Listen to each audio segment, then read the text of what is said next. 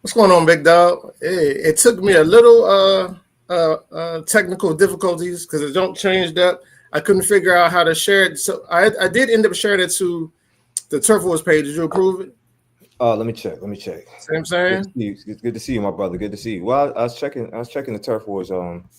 Checking the page, but I didn't. I didn't see it. So Is it showing up on the Play Mall Sports? let's see. Let's see. Let's see. Let's see. Give me a second. I'm not. I'm not as tech savvy as you, man. You know what I'm saying? That's not saying much. Okay, so yeah, we in there like swimwear. We in Like there like swimwear. yeah, we in there. We in there. We locked in. Locked and loaded. Locked and loaded, man. It's good to see you, man. We didn't see you in Richmond, man. What happened? You already know, man. I got sent away to, you know, to what they call it? What's that place in Russia? I don't know, man. You sent me away to Alcatraz, man. I was in Kansas City, man. Alcatraz. I ain't even get a chance to participate, to see no live kickball, or nothing. But I was able to see it live on the screen on co-ed, man. Those were some those some good ass games. Those advanced games, that advanced championship was one for the books. That just goes to show, man, you got to play that. You have to play the game all the way until the last inning and the last out. And Yo, it's not about what you do throughout the game. It's about what you do when it counts. So and look, that's a perfect cue into a highlight that we have because we pulled a highlight from the game, which actually kind of goes hand in hand with what you said about playing the game all the way to the end. And I was able to pull it up on the ESPN clip because the game is still going on ESPN. Can I share it? Yeah, you got to go. You got to go to how go to share screen. Okay, so yeah, I'm a share. I want to share it. And then I think after we share it, we should bring out the person who helped make this call. You know what I'm saying? So, let me figure out how to do this real quick and do this share thing. Y'all got to bear with us. We got one old dude Share running the screen. show, and the Share other one screen. is technically inclined. Share. All right. I think we got it, big dog. I think I got it. Mm-hmm. I think I got it. Mm-hmm. Okay. All right. You see it?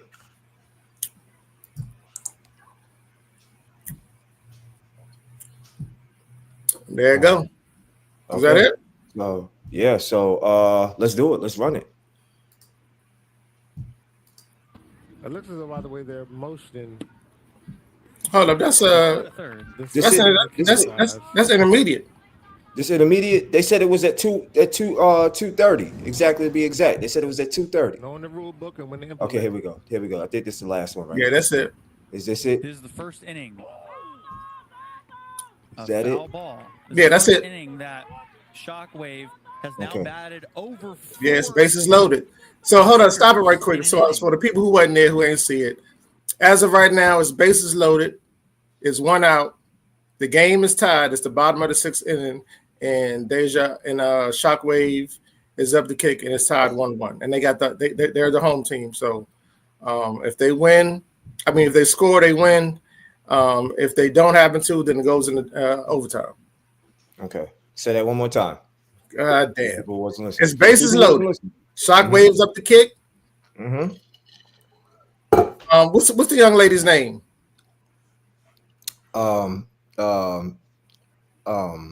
Bethay, I think that's her last name. Yeah, she's up the kick. His bases loaded. It's tied 1-1. It's one out, and one run wins the game. If not, there's a high certainty that it's going to go into overtime. So, okay, all right. So let's get back to it. And who knows what's being discussed here? Make sure they probably discussing where they going there. So in a situation like this, what are you calling? What you gonna call? I have no idea. In the air. And that's a catch. A tag from third. Here's the throw. Not in time. Shockwave on top of kickball once again. And she came through. She came through in the clutch. Again, she did her job. Yeah. Stephanie Bethea There it is is. the hero There you in go. the Turf Wars Advanced Division Championship. Okay. And so there's that. And we had Jesse, making that call. He was amazing. He was amazing. So I think without further ado, Without further ado. we should definitely, get a chance to bring him on and hear his thoughts on what that experience was like. All right. Without further ado, Jesse O. Hey, what's up, guys? How's it going? What's going on, man? That was a fun weekend. I mean, you Yeah. guys shipped GP off to Narnia, but I mean, he survived with me, I guess. Had some good, what's it called? Burnt ends. Oh at yeah. least. Oh yeah. But Most definitely. calling Most a game definitely. remotely is definitely a little bit different than calling it in person, but still just as fun to watch, I would say. It was a fun time. Yeah. But I could tell you, this isn't GP's first time getting shipped off. He's been in Kansas City several times.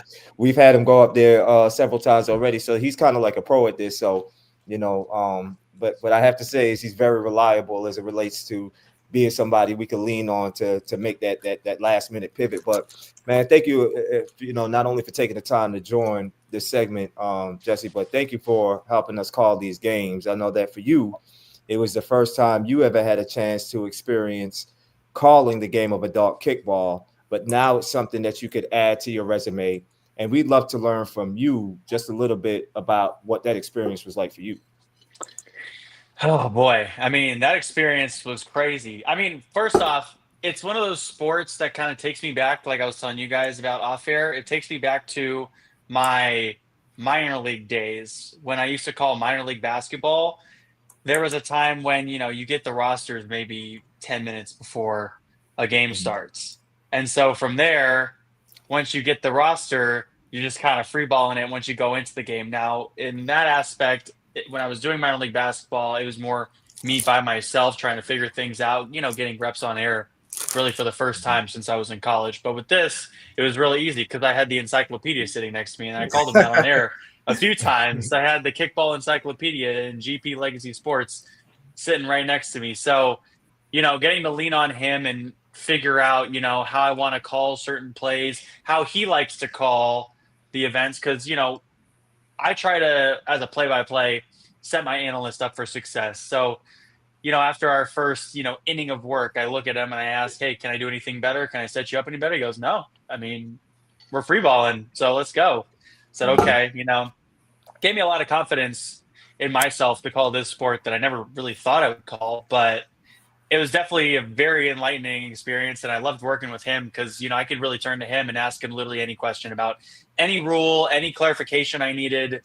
He was there. And so for me, at least, it was kind of like coming in as a fan of the sport and being the fan on the broadcast next to the encyclopedia is kind of what I thought my role was is, okay, I'm the fan. I'm going to call play-by-play. I'm going to tell you what I see on the field. Now, for the intricacies of it, we're going to turn to this man and let him just go off on any sort of direction he possibly can think of. And he had stories about guys in the military and people, who have kicked a first home run somewhere, who likes fried chicken, who doesn't eat shrimp. This man knew everything about some of these people. Let me tell you, that was crazy.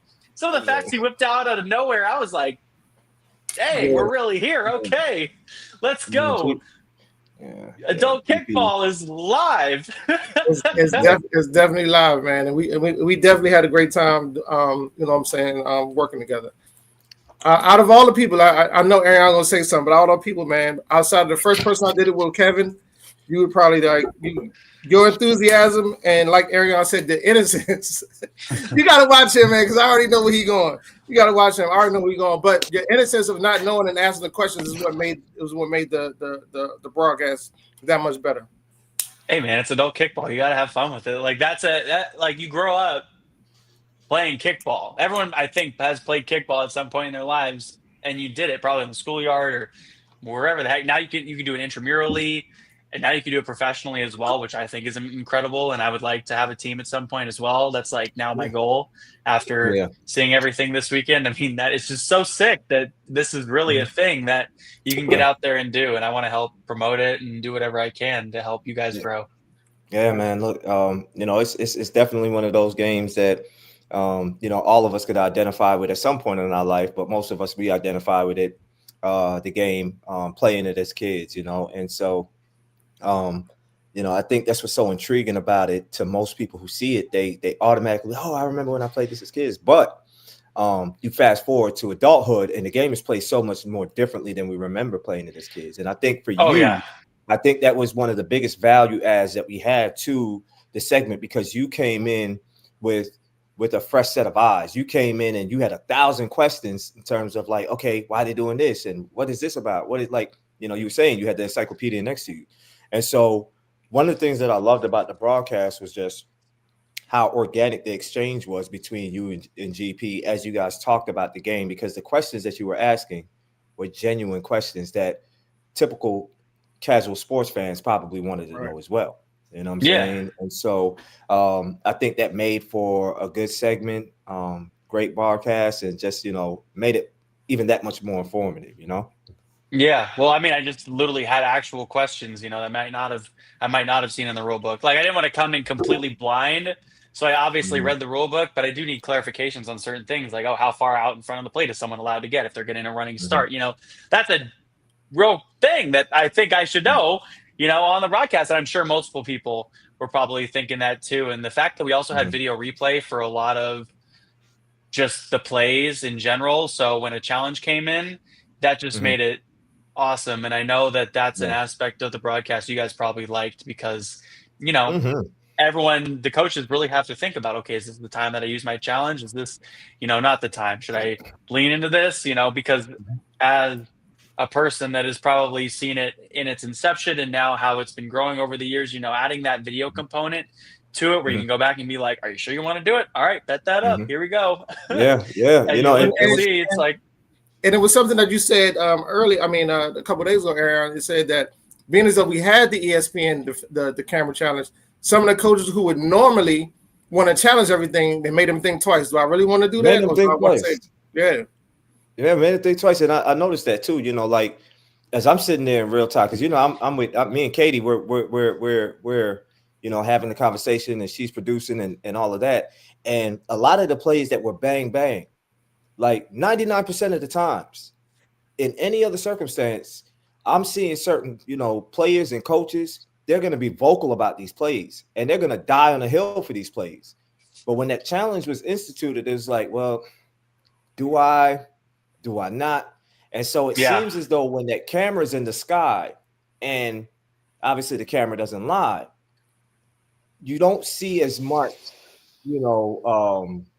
of that. It's more, the players are more selective in terms of what they're going to argue down and what they're going to challenge, and that's definitely something that I can appreciate because we were able to get through the games without any extreme delays and things like that. So it's But definitely I'm gonna something. tell you, sometimes those challenges when the camera's not there, sometimes it's almost like a strategy from the team or the coaches to try to make the ref think that he didn't Second see guessing what he themselves. saw and kind of Yeah, like yeah, yeah, doubt his calls, even though he's seen it right the first Yep. time. Yep. So so if they I just so they it's like, gaslight the refs. Yep. yeah, so it's like if Yep. I challenge it enough, he'll start, he or she will maybe start second guessing their calls, and they might call it in my favor. But with that camera there, Yep. there's none of that. There's none of that. Wow, Mhm. that's crazy. Mhm. That's Yeah. cool though. Yeah. So, Honestly, like I love that was the aspect that you guys really brought in this time, which was cool. It was fun to see oh that man, from you the should have broadcast saw. perspective. I'll tell you what was the funnest part.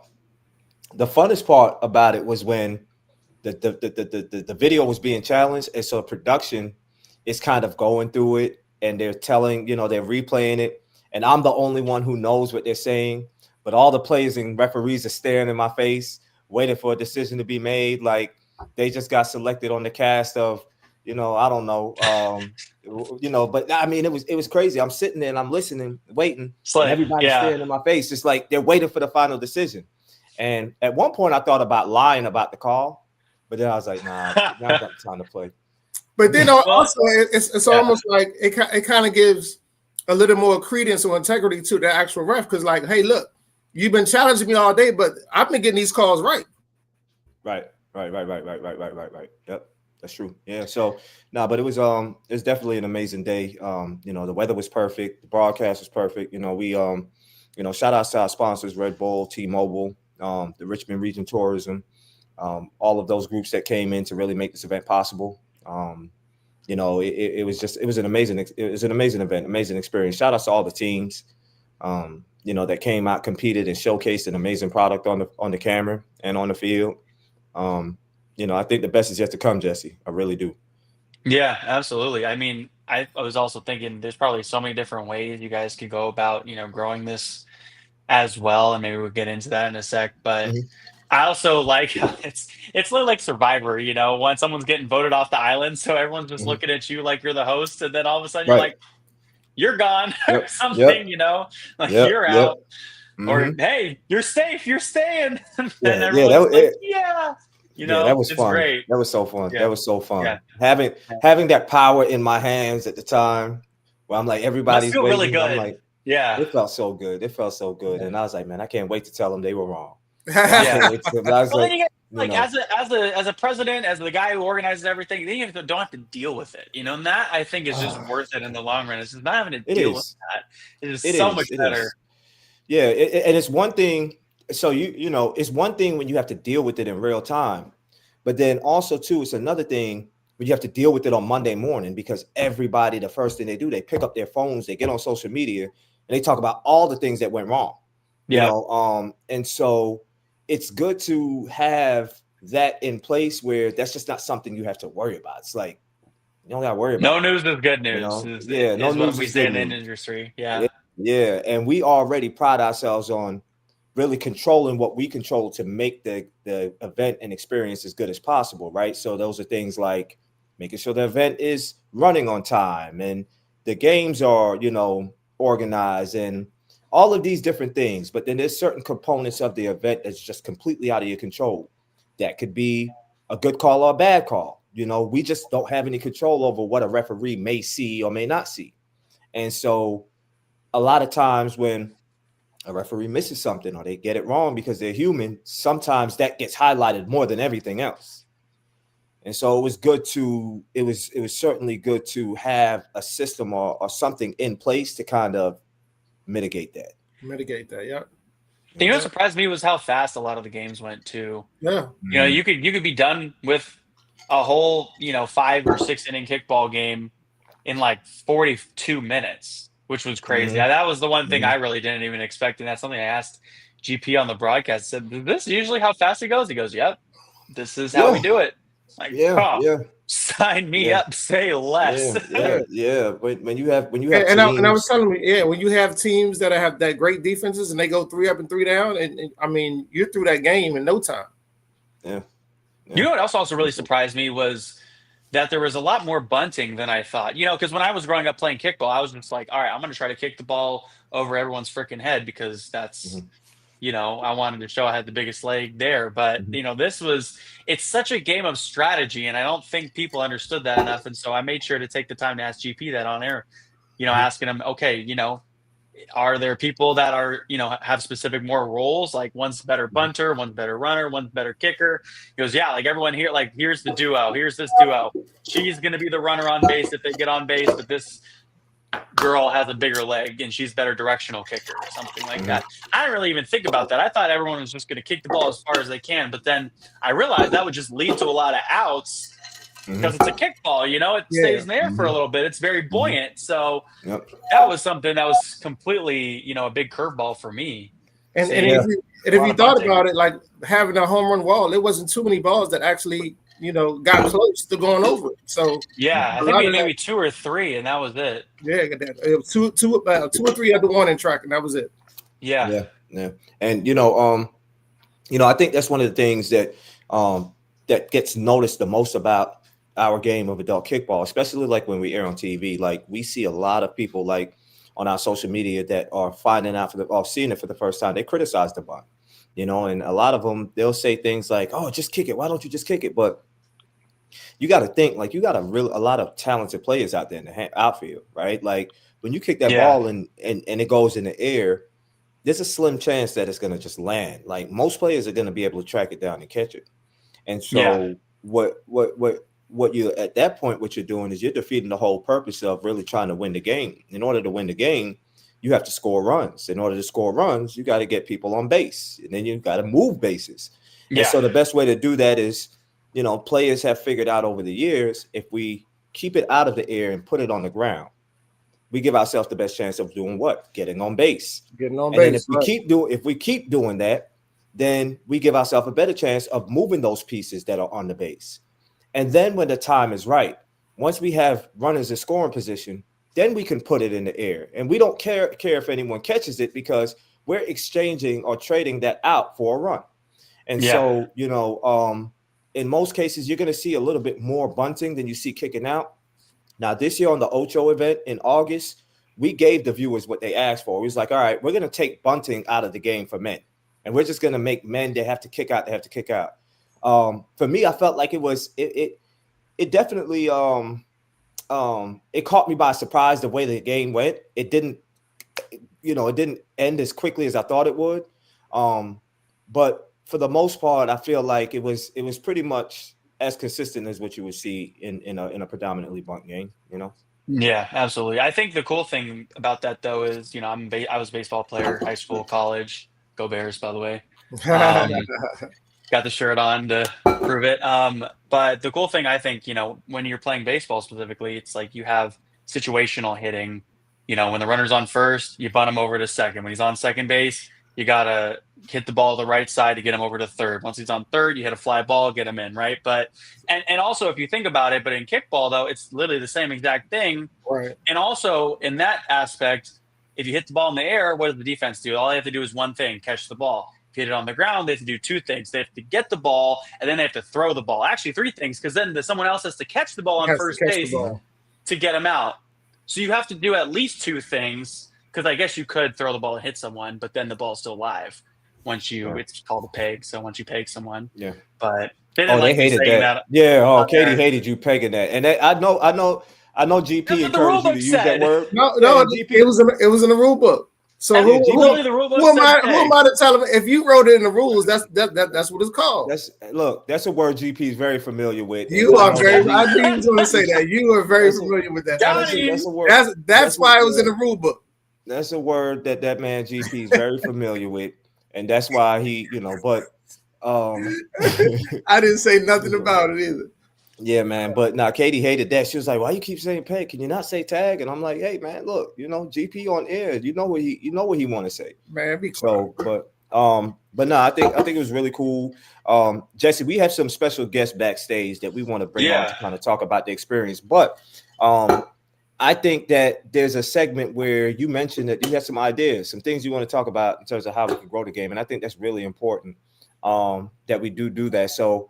I'd love to, if you wouldn't mind, allow you to be one of our hosts for this segment. GP, what you think? Sure, absolutely. All right, and then we could bring the guests on and you can ask some questions. You can ask the questions too. You can ask the questions too. Okay. But GP, I got one. So who you want me to bring on first? Well, it's up to you. To me, it doesn't matter. I think anyone we bring on first is going to be a great guest. But before we do that, and before we go too deep into the segment, I did want to take a moment to, pay our respects to a young man who, we found out some unfortunate news about over the weekend. So I certainly like to take a moment to just kind of, speak a little bit about that, and then, we could go straight from there. Okay, let's do it. Yeah. So, for us and over these last few days, I'm still honestly trying to process and still somehow trying to find the right words to just kind of express how this, I believe, has impacted not only myself, but the entire community. On Saturday evening, we just wrapped up a great segment, and I think everybody was in a really good space. And shortly after the event ended, it was shared to me that one of the players in our community, his life was tragically taken wee hours of the morning on Saturday morning. A gentleman by the name of DJ Shaq, out of Milwaukee. Shaquille Madison is his actual name. You know, the details as to what happened to him are still unclear. But one thing I can say for sure is that not only myself, but everybody who learned of the news was absolutely devastated. You know, our heart goes out to his family, his loved ones, his teammates. You know, we're here for you guys. If you guys need anything, we're praying for you. Obviously, there's you know, I saw some links that has been floating around in terms of how we could go about supporting his family. One that I certainly intend to do. But also, you know, in addition to that, just really wanted to make sure that we could continue to, as a community, do the things that are necessary to make sure that his legacy and his name continues to live on. You know, one of the things that is so unfortunate is that you know, Shaq and I actually just were texting last Monday. You know, Shaq reached out to me on Monday and just kind of was inquiring about some of our upcoming locations for next year. And he was really excited about some of the information that we were sharing with him about where we were planning to go next year, and was offering to help us, you know, execute some of the things that we envisioned. And the last words that he's texted me last Monday was just, I'm going to help you guys out in terms of finding the right place. And we were looking forward to that. And it's just sad and unfortunate that, we didn't get an opportunity to, continue to build a relationship with this young man. So, I just ask that everyone, can somehow find it within themselves to just pray for his family, and anything that we could do to support, man, we're here for him. Absolutely. The whole kickball community, especially not only his family and friends, but the kickball community up in Milwaukee. Our thoughts and prayers go out with y'all as well. Mm-hmm.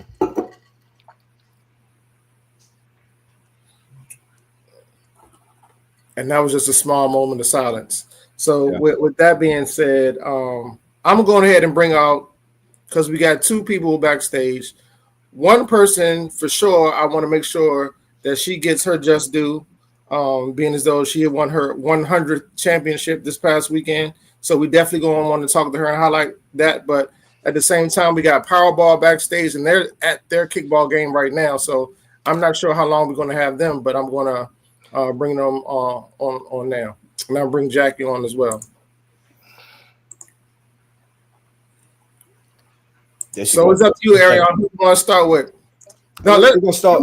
We're gonna say the best for last, because there's no way that we got Jackie on the goddamn podcast, and we're not gonna make it. We definitely gonna make that a big thing. So we're gonna start with Powerball first, one of y'all intermediate championship.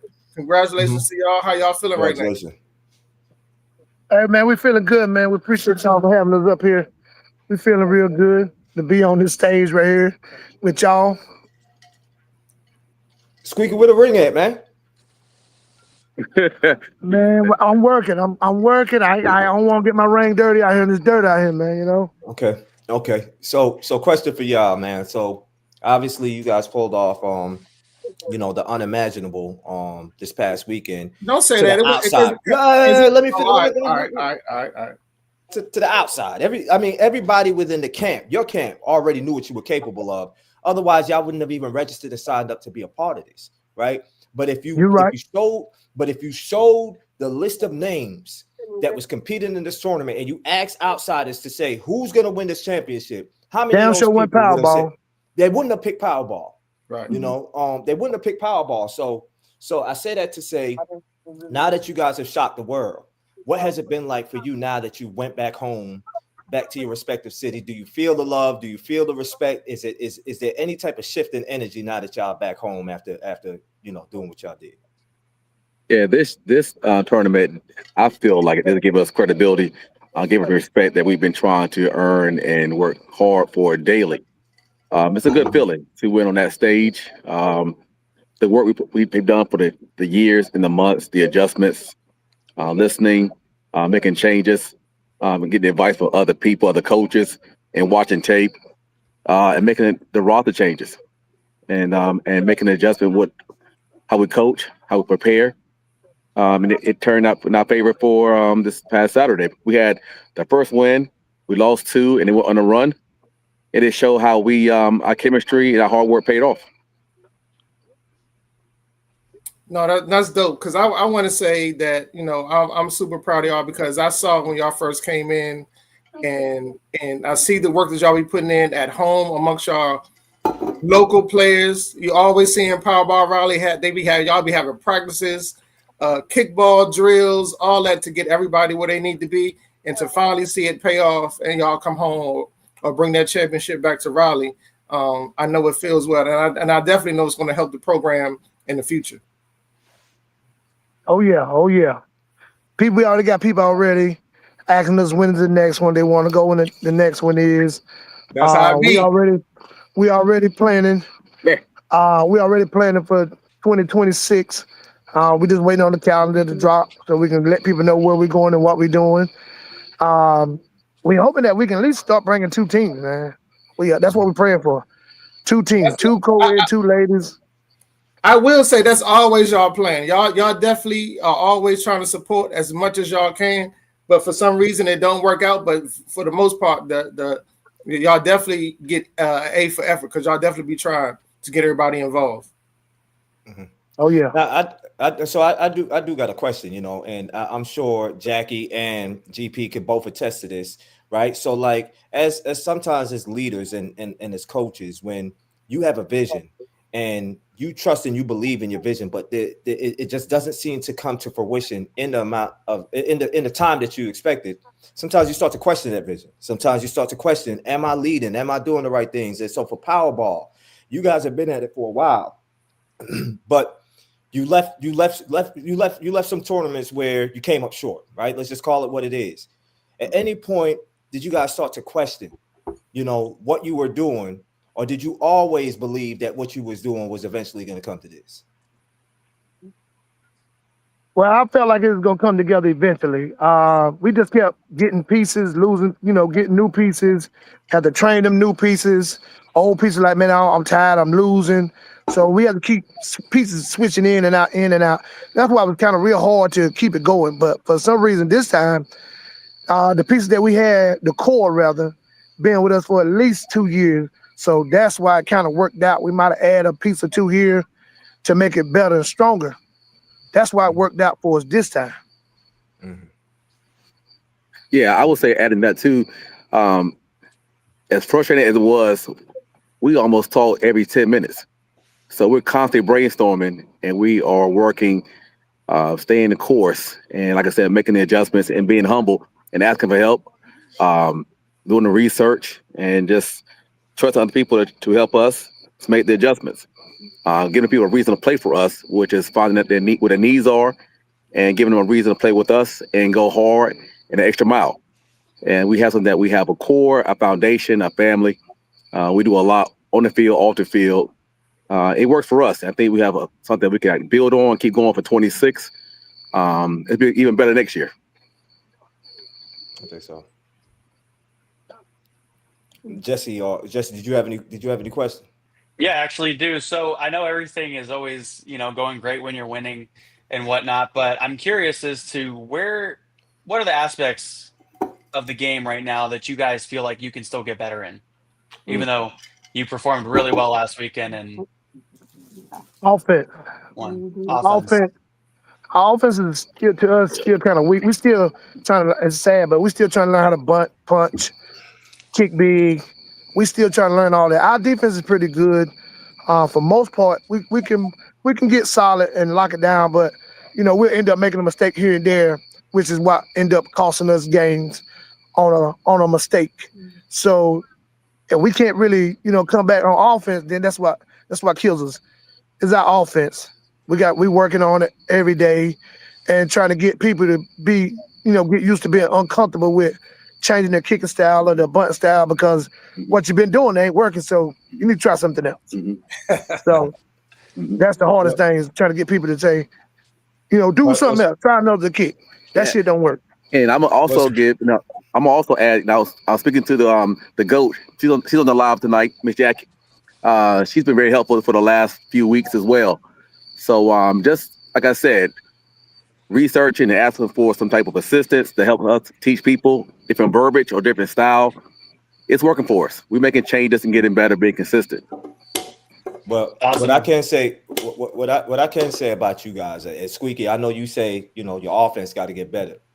But after what I saw that last play on defense, y'all look like a top 10. You know, so I don't know if y'all remember the last play of the game, but the way Squeaky made the last out, you know, And he was selfish with the love. Squeaky let it be known to the entire world. I got wheels. Nobody else. There wasn't a single soul on that field who was gonna get that last out. But him. I wasn't gonna leave it. Yeah, so you know, so when you talk about defense, there's not a doubt in my mind. Y'all got that. Yeah, I got the defense. Yeah, got that. I might didn't see him move all day, but that particular that out right there, he moved. He was getting that out. He was getting that out for sure. That's a V12 right there. That's a V12. They say the best for last. That's what I did. I say the best for last. That's might it. not have walked for a week, but he got it. And now I'm swole. My knees swole. Hey, so Jackie, do you have any questions for them? Because I know he said that he had been talking to you early on about what they can do to get their team where they need to be. But to you, how refreshing does it see a team that started out, put in the work, never gave up, and then finally, it may not have came when they wanted to, but it came exactly at the time when they needed it to stay with it and finally come up with a championship? I'm so proud of them because most people don't know it takes consistency. Some of us are so ready to quit because things are not going our way, but it takes time and it takes practice and it takes hard work, and you have to get people that are dedicated and buy into the system that you're trying to teach. And they did a good job with it. They listen and they've been working hard. And anytime when they reached out to me, I'm always going to help, but they did what they needed to do. I was so proud of them. I had to stand up and cheer, but I had to sit back down because, that gets a little touchy with people with me. But I'm happy for them. You just don't know. Yeah, I'm very happy for them. Thank you. And we appreciate it. Thank you. Thank you. You got a great program. Yeah.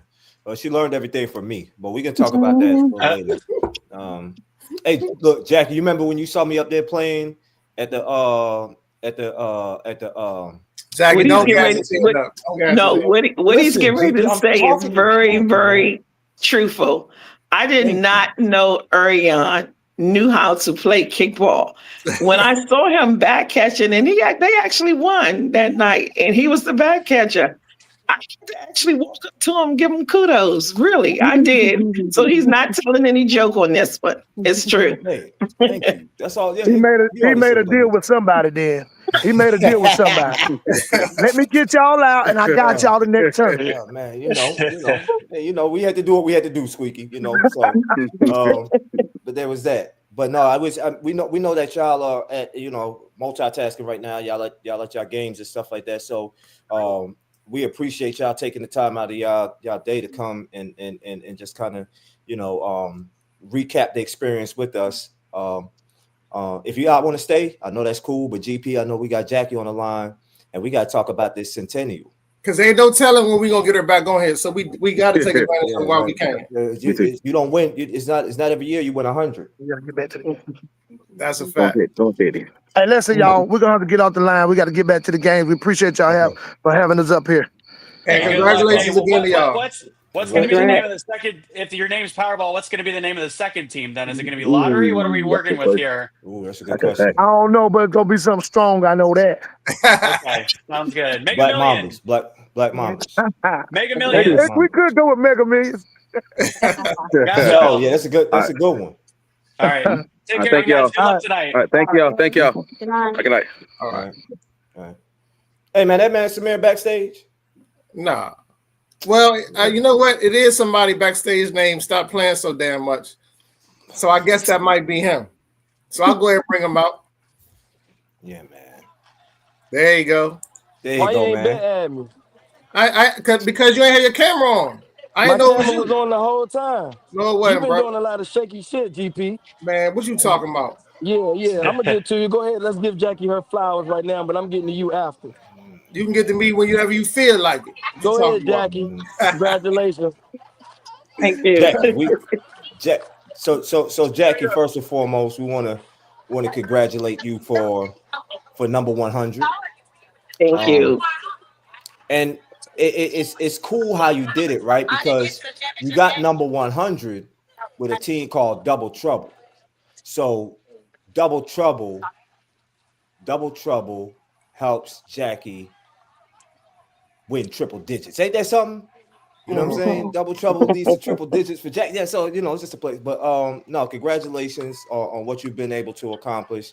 Obviously, every time we host an event, we always see you all there. You guys come in and not only do you represent and you come out in full strength, but you guys always kind of show exactly what it means to play top tier kickball on the field. And I just want to take a moment to congratulate you for what you was able to accomplish, but turn it over to you to ask you, what does this mean to you? Because obviously you don't win 100 in a year or two. That's time, you know what I'm saying? And you've been in this game for way longer than I have. So we just kind of love to turn it over to you and find out from you what this all means.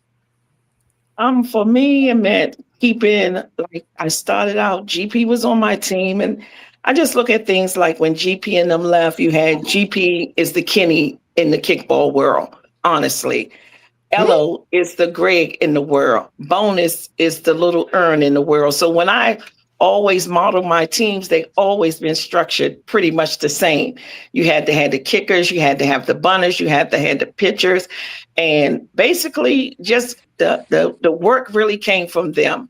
And I'm going to give them all the kudos. It's not about me at all. It's just something I wanted to do, and I just had to find the right people who wanted to do it as well.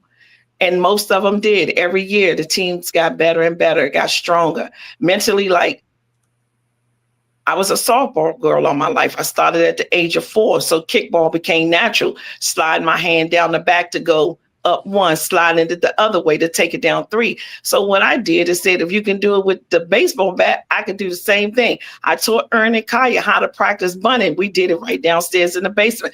Right foot, left foot. If you notice, all my young kids can kick with both feet. So it's just taking the time out and want to teach the game and having the patience to do it.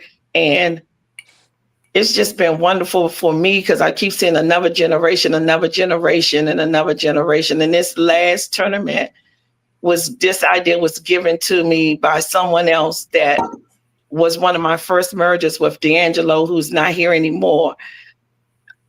And Evangela played with me on his team, but we merged together, and she wanted to do mothers and daughters. So that was so special because you got a Kaya and a Patty, you got a Lou and a Trinity, you got Evangela and Cairo, Kamor, and her mom, Siobhan. So we have had a lot of family teams, and Grandpa can tell you, we started out with our all family team. Everybody was kin to somebody. You got him and Mike that are still in kickball. Mike and Rose started with me. Grandpa brought them to me. And here we are again, right back where we started at, winning together. So hold on real quick. So before you say anything, I want to pause real quick because I want to inform the viewers and Jesse. I want to let you know a little bit what she's referring to, right? So the team that just won the women's division on Sunday was called Double Trouble, right? Yeah. Double Trouble was a team that was composed of mothers and daughters. That was a team. The mothers were playing alongside. The mothers were playing with the daughters, and they won the championship. So and I didn't even realize that until after I was looking, and it was like, okay, all the moms is gonna take a photo, but it was one of these things where it's kind of like you're seeing the evolution of the game in real time. You know what I'm saying? You see it like the OGs are playing with the next wave of players. And they all played together on a team and won. And so Jackie was referring to, and she was mentioning a lot of those names, a lot of those players that would play together on Sunday. Well, actually, Jackie, can I ask you a question? Yes. So you now 100 wins, right? Yes. 100 championship. Championship. 100 championships, excuse me, way more wins. But like, how has the game changed over the amount of time that you've now been playing it? What aspects have you seen, maybe come and go as you've seen those 100 championships come and go? The game has become way faster than it used to be. Really? Way Okay. faster. Yes, way faster. The back catchers are triple as good as they were when I first started. The pitchers are more unique. The chargers are everything. If you don't have a triangle, it's no sense of stepping in a turf wars or anything, because you almost wasting your time, to be honest. Yeah, if that triangle is not together, you have nothing. That's the most important part on that field. Yeah. And Jesse, if you that had triangle. an inkling, Yeah. Oh no, I was gonna say, if you had an inkling of like where the game is about to go, like if you think there might, like, I know we got the man sitting next to us who can come up with some of the rules, but like if there's something you could anticipate changing about the game now going forward, what do you think is going to happen? What do you think that is? I think it would be the game Like, needs to go. yeah. It needs to go national. I mean, these players on all of these teams, they have done a phenomenal job. If you watch the game, most of them are going to be 1-2-1, 3-2. It's you in that advanced league, you're not going to score a lot. And if you do, then it's something wrong. But if you watch the game, like you say, you can never think the game is over until that clock says time is up and the last inning is played. You will never know who's going to get that game, because it's some really tough competition in that league. And when I first started out, we played in one league. We were all together, but I was up for the challenge. I didn't want to be over in social, and no discredit to social. I want to play where the boys are playing at to see how good I really am. And I know, because I get the right things going and I practice. Grandpa, I tell you, we practice 2 and 3 times a week. People laugh. We practice in the snow. I feel if you practice in the snow and the rain. Hey, Yeah, Jackie, snow and the rain. Because let me ask you this. Said that because I was going to ask you, I've been saying that on the podcast that we practice in snow. This man called me a bold-faced liar. Man. I even showed him the pictures. He still said I was lying.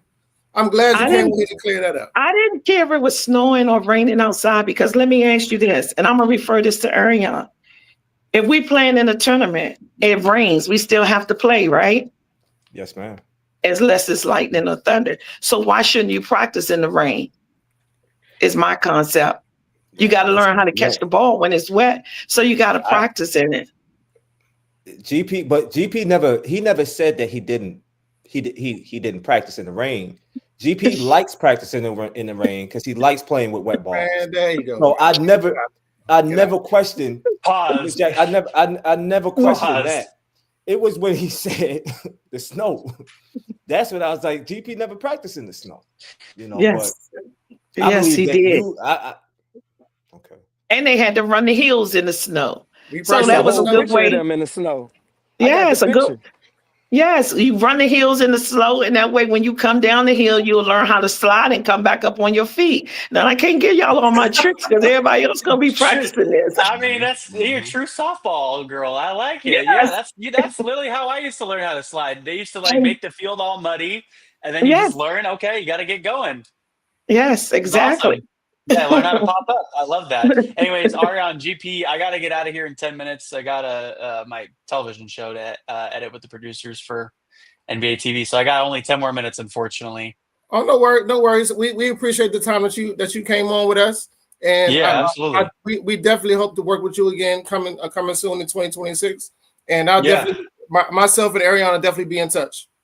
Yeah, absolutely. Thanks so much, you guys, having me on. Jackie, congratulations on 1,000. That's an incredible feat. And thank you. Samir, I loved calling your game this weekend. GP was talking a lot of trash on you, so I apologize for anything you might have said. I was trying to keep it lighthearted. He was trying to get at you. So, Ariane, GP, thanks so much for having me. Appreciate you, gentlemen. So sorry to have to head out.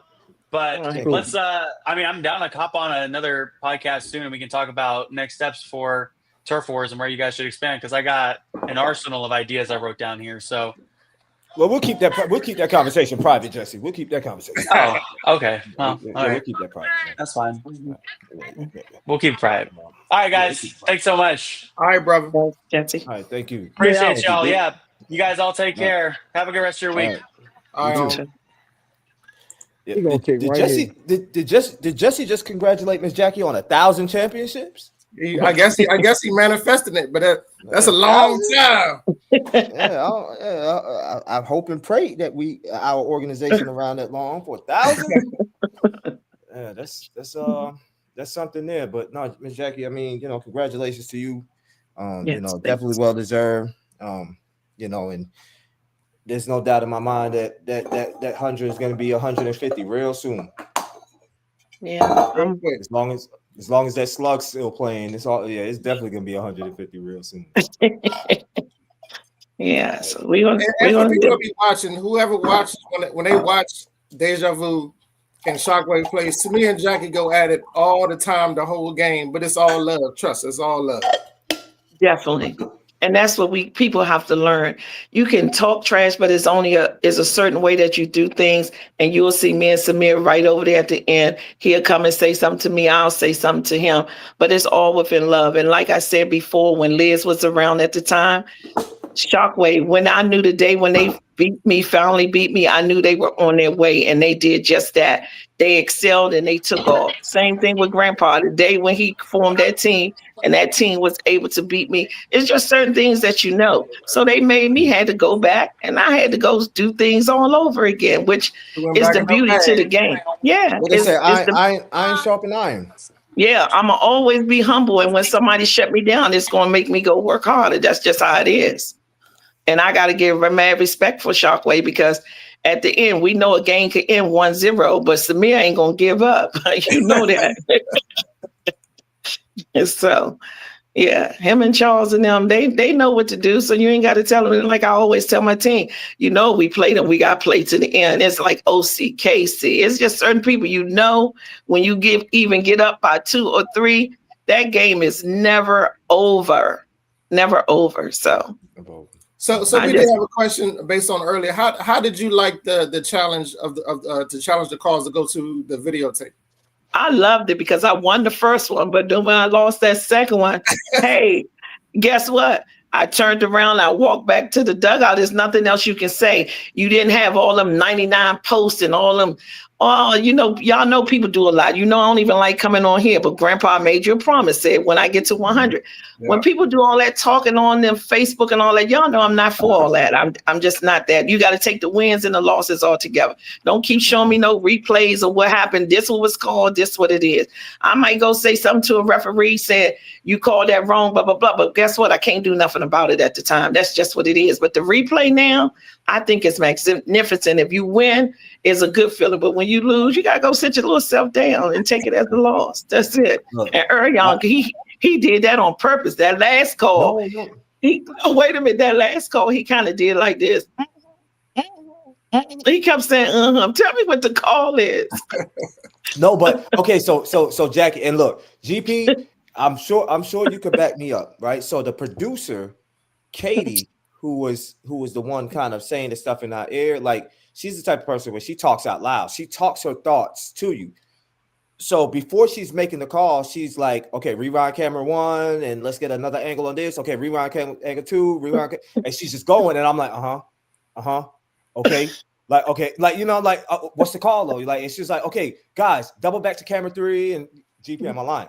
That's how she does. But she wanted to make sure it was the right call. She wanted to make sure it was the right call. She wanted to make sure it was the right call. So as she's doing that, I'm like, Katie, I got 4 or 5 people like staring in my face right now. What we got? Okay, but I got the right call, and I thought it was good to have. I really thought it was good to have, and it sped the game up because as opposed to 2 sides or 2 teams really pleading their case as to why the call was incorrect or why the call was called in their favor, we took 2.5, 3 minutes to definitively know exactly what the call was, and that was that. Like the camera saw what the camera saw. Now there was one call where they just did not have enough to even overturn it. It was like whoever the person was covering up, so you couldn't see the foot and the catch at the same time. So yeah. Okay. Yeah, but I think it was excellent. I definitely enjoyed that part of the game, and especially being in a championship game and a game so close like that.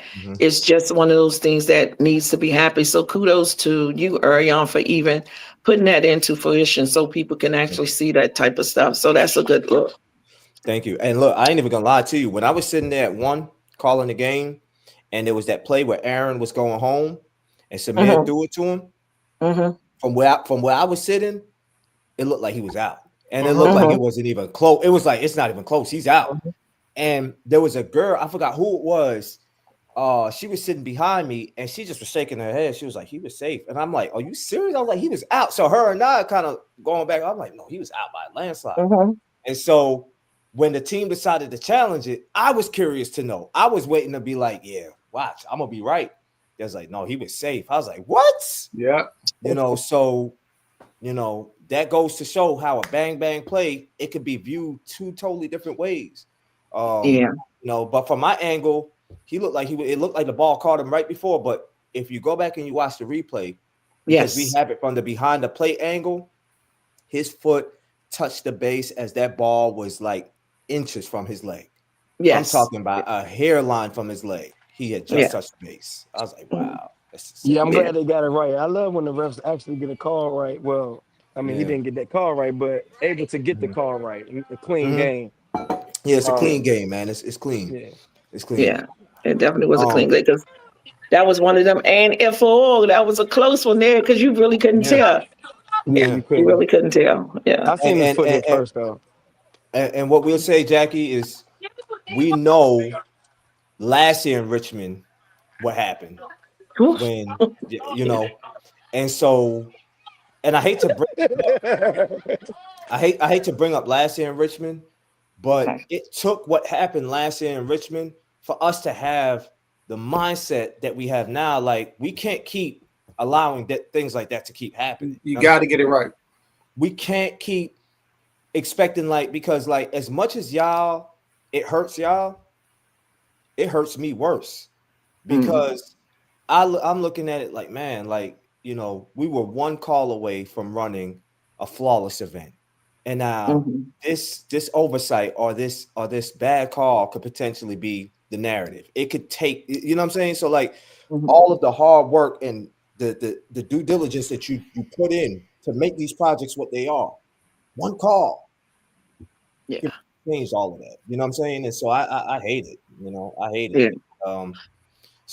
But I was glad. I think as long as I've been playing kickball, actually, I think that was one of the hardest ones. That was hard. That was a hard one to swallow. And just to know that you put in all that work and then just to be stripped of something that everybody didn't see. And I mean, it was just hard. And just to see my young adults with them glazy eyes, kind of, as a coach, you can't even really do anything about it. And it's just something that was missed. And like you said, if we would have had what was going on now. And like I said, I'm going to say thank you to you again, because that could have solved everything that everybody didn't see and everything. So, but I mean, it always makes us get stronger and better, right?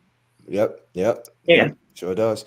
And what I will say before we segue over to Samir, I'm not going to call the number out. I won't say it, but we did some tallying up today, Jackie. And, we got a newsletter that's about to drop in the next day or two, and some key things that we're highlighting. But kudos to the VU for being the highest earning team of 2025 in adult kickball in the world, for that matter, right? How much you guys have earned this year as a team. I won't disclose that right now. We'll put that out there tomorrow. But you all are the highest earning team this year in kickball, and so I think there's something to be said about that as well. Oh, thank you guys. We appreciate it all. Always working in the lab, right, Grandpa? Always working in the lab. You're absolutely right. So while we got you, I got one question before we go to Samir. Okay.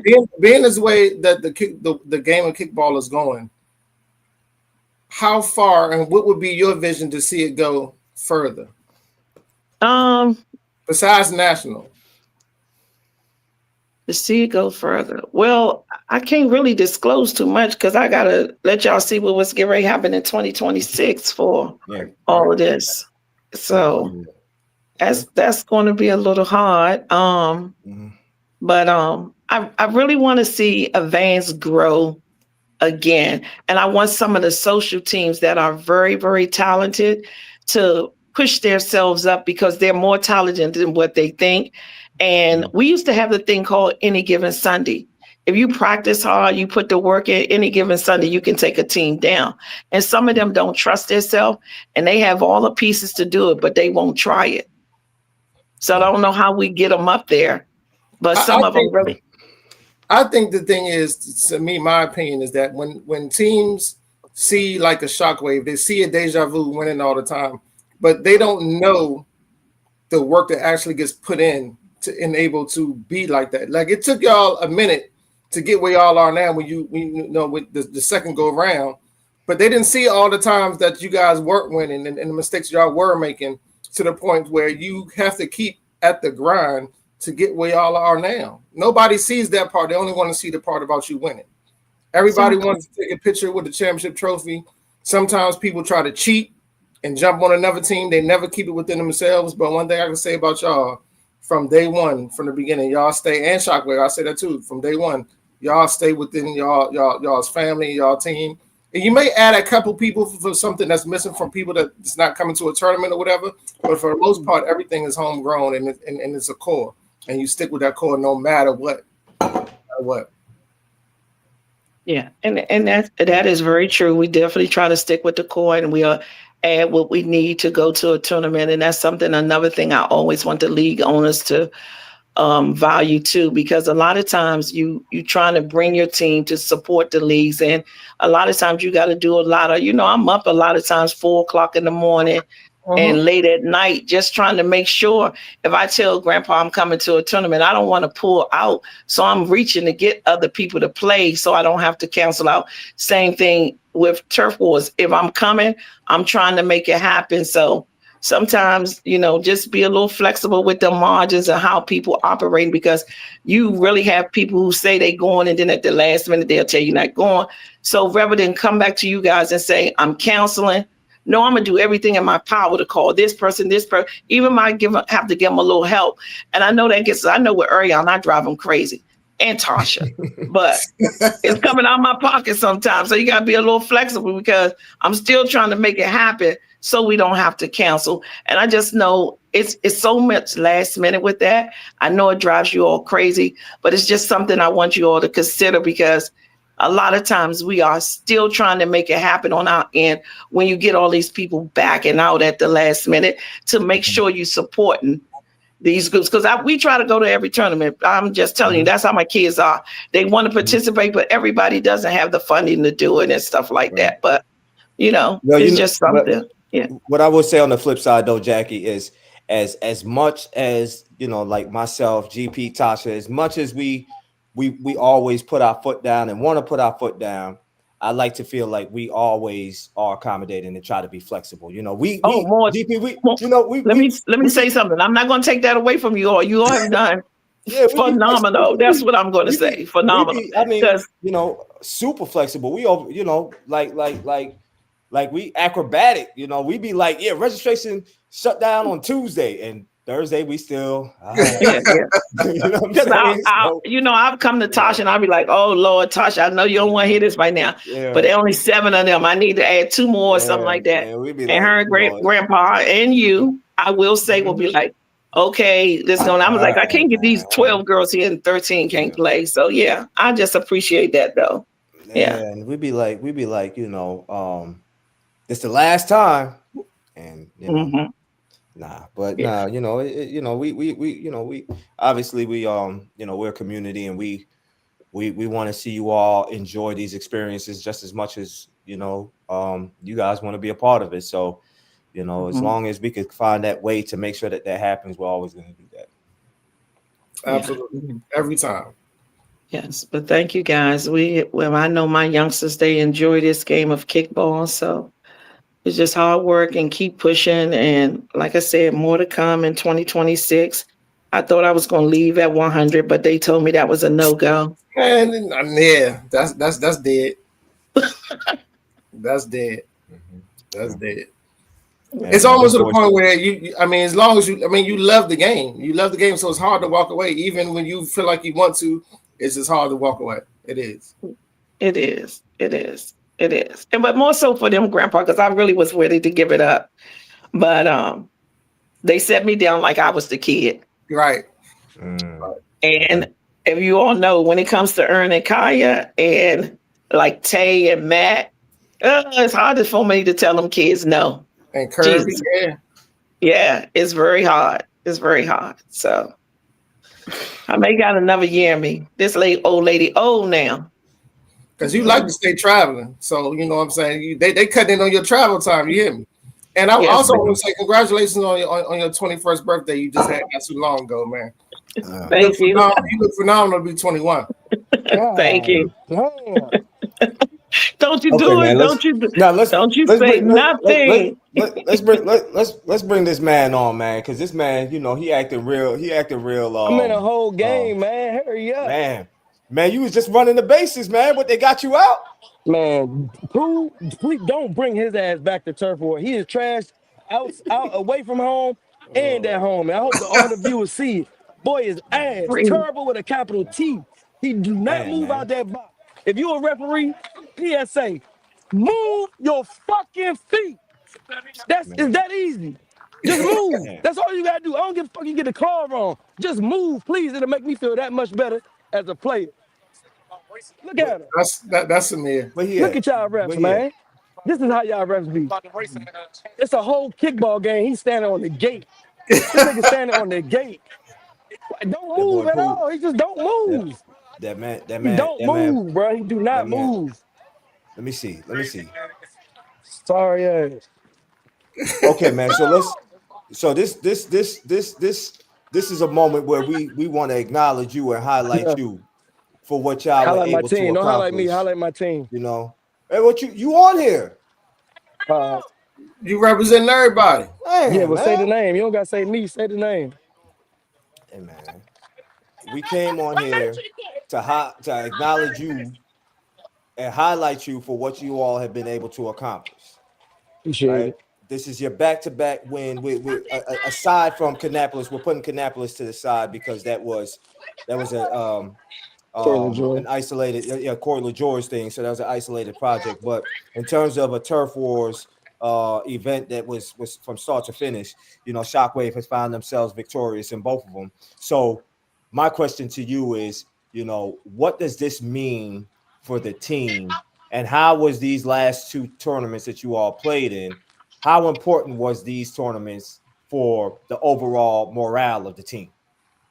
Honestly, it was huge, and not to say that lightly, because both wins were against, to me, the best team. So you winning against the best teams, I feel like those are big wins. You understand? And I do want to say I appreciate Vu and the remake of the co-ed team, because it helped us kind of take it more serious. When you win a lot, you kind of ease back on practicing how you're supposed to be practicing. You kind of ease back on taking it as serious. I mean, I always take it serious, but some players just can't do it the same. They'll lay off. They don't, fight harder the same, or want to push to complete a full game in the minutes left in the game. You know what I'm saying? So, it take a special type of player or players to, be able to differentiate the two. But I definitely appreciate what Vu has been able to do. The first year when I knew they was coming, and then now, what they've been able to accomplish this year. So being able to win, against the camp, and especially because it's DC, it's home. So it's like we all know each other anyway. And, it's really just like it's a league play game, but it's a championship game. And it's a fun game, and that's how I like the championship. I've always liked the championships to be, not to, well, I'm gonna be frank, just black on black. I like it like that. And because I feel like we the strongest in the sport. I remember when we first came into kickball, Absolutely. and they can't bunt, they just fast, they not good. I mean, we got it all, and they trashed it so bad, and they still do kind of, you know what I'm saying. But you know what they can't deal with right now is, like how Jackie said, the game is sped up, so they can't keep up. A lot of those teams, I wish they would come back out here and get their ass whooped. All them teams that used to be playing and used to be big, they played in an era where it was good for them during that time. Wasn't a lot of people taking it as serious. They wasn't willing to travel. It was only 2, 3 teams from this area traveling as much until, you know, we started coming into the fold, and it started with Savage, Shockwave, a lot of those teams started coming into the fold. And I know y'all asked about, how could kickball be bigger on a bigger scale? It takes the youth. It's a whole team full of youth, but you need more of it. The people that were young or were at the age where they could come in, you don't have that anymore. Like we came in 25, 20, 24, 25, and you're just not having that no more. You still got the same players. So it's like you recycling through, trying to hold on to the recycled players, and it's not equating to that travel because families are starting, they got their own things going on. So, like it really starts there, honestly. You know what? It's funny that you mentioned that, and I'm glad both of y'all are on the podcast. One of the most beautiful things that I saw in Richmond over the weekend. Obviously, you get to see all the teams that signed up to go out there and compete, but to watch my kids and all the young kids hosting and facilitating their own kickball game on another field, to me, that was the most beautiful thing. You know what I'm saying? Because Jackie, I'm sure you can remember. It seems like yesterday that probably was AK and Kaya. You know what I'm Yeah. But saying? Like, and I'm gonna tell all and y'all right now, you're not stealing Nas, He done for. Mason, the two Arians. I got future for them if I make it. I got a You future. know you ain't get listen, my listen, nephew. listen. Like I even got Charlie. yeah, like they out there. Like we pull up to the field. We pull up to the field at 6:30 a.m. And once it got remotely decent enough outside for the weather to get better, here comes Bryce and Rory popping out the vehicle at 8 a.m. And GP, we didn't see them for the rest of the day because they're off on the field playing with the other kids and they're having their own kickball game the whole Mhm. time. The whole Whole time. time. And I don't see them, but you got people coming up to us like, who taught Bryce how to bunt? And I'm like, what? That definitely wasn't you. It was me. It was his daddy. Definitely It was wasn't his you. daddy. No, Bryce is a good soccer player for Yeah, no, sure. Bryce he's a great Yeah, he's a hell of a soccer great player, so he soccer know how to player. put foot on that He ball. know, yeah. Yeah.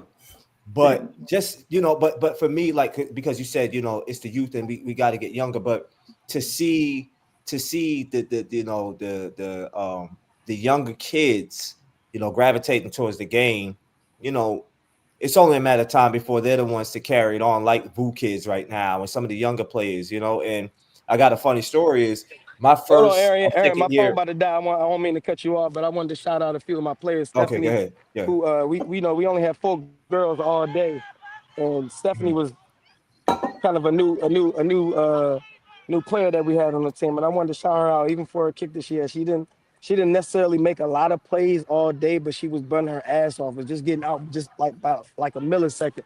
So I just told her, I was like, at some point you're gonna make a play in the day, and she did that. And I want to shout out Chevy, and of course, um, want to shout out Ashley. Ashley was huge.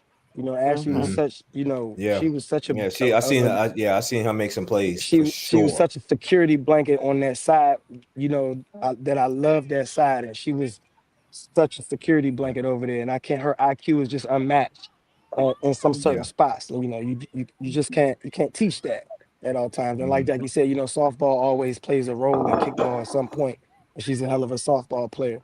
So yeah, And such a vet with so much good experience. yep, A yep, for vet, a sure. vet with good experience. Yeah. Mhm. And that's always key. IQ. It ain't always just the athleticism and the talent and the speed. The IQ in kickball is major. Mm. It's Mhm. it helps you win and lose games. and she definitely fills up that attribute for us on her side. So just shout out all them girls, Chevy, Ashley, Stephanie. God damn, I'm missing one. The Oh, I'm sorry, Katie. Katie. Yes, and Yeah. Katie was also Katie. she's from our turf team, and it was her first tournament. But we knew she was a great bunner, and she wanted to test it out. So we're gonna see how she do. But I know that she wants to continue playing. But Katie plays in that Stonewall League, so she has familiarity with the sport, just not turf wars. That much. The competition at that level.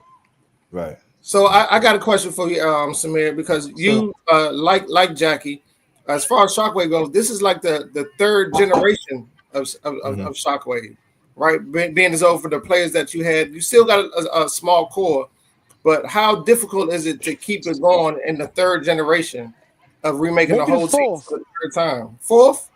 Yeah, maybe I the mean, fourth.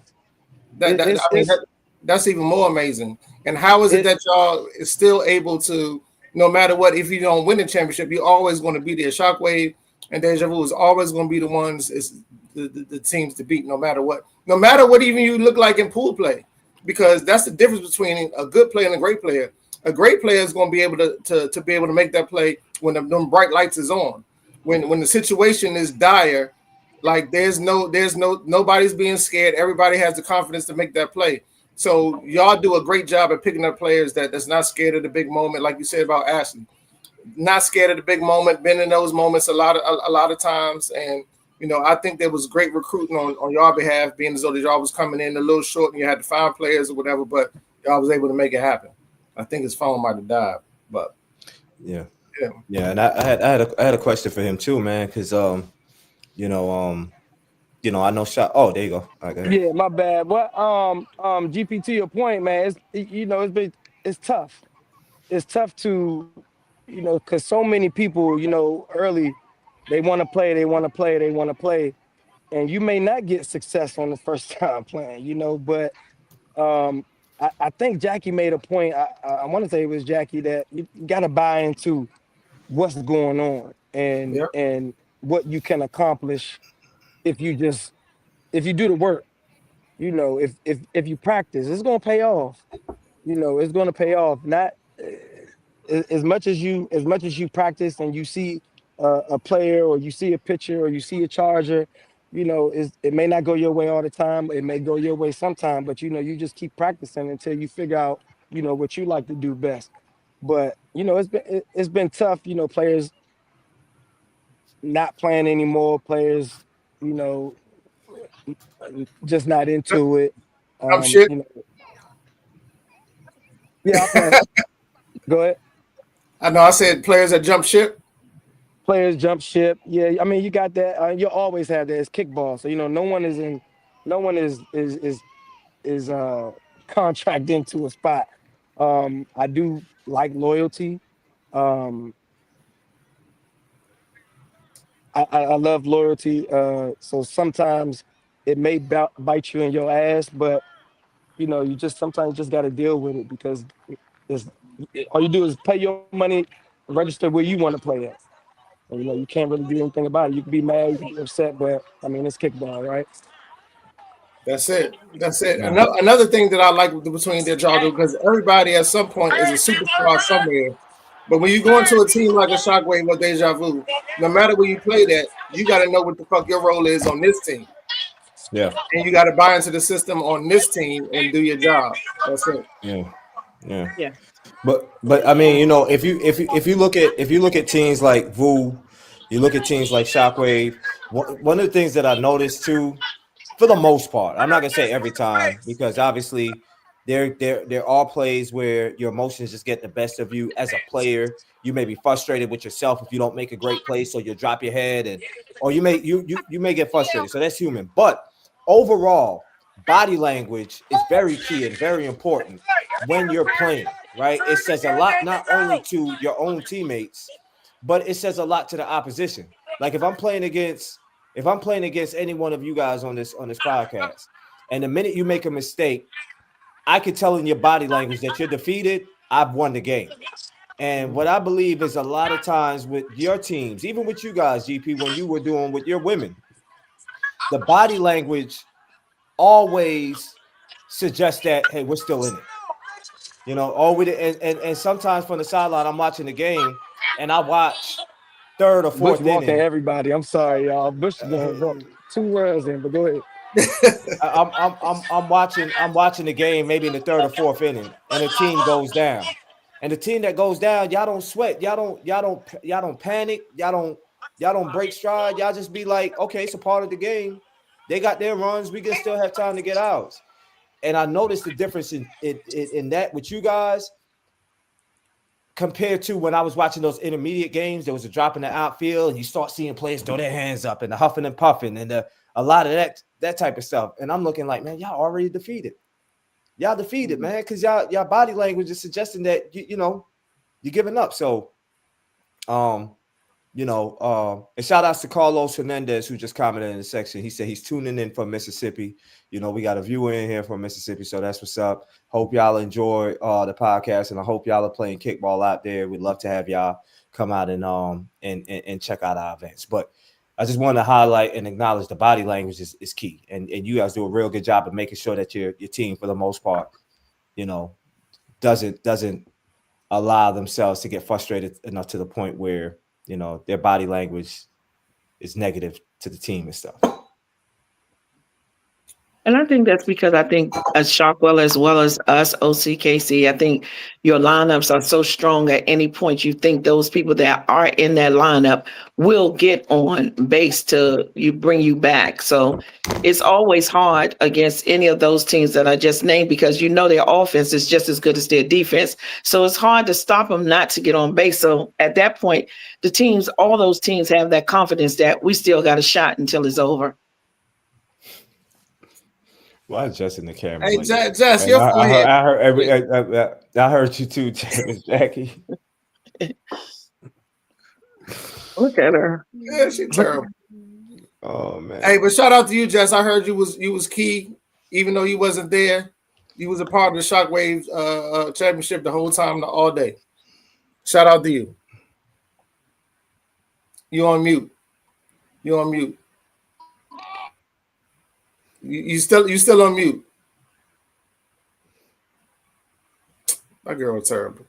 Yeah, and you know what? I'm convinced she knows what she be doing. She knows what she be doing. That girl knows what she be doing.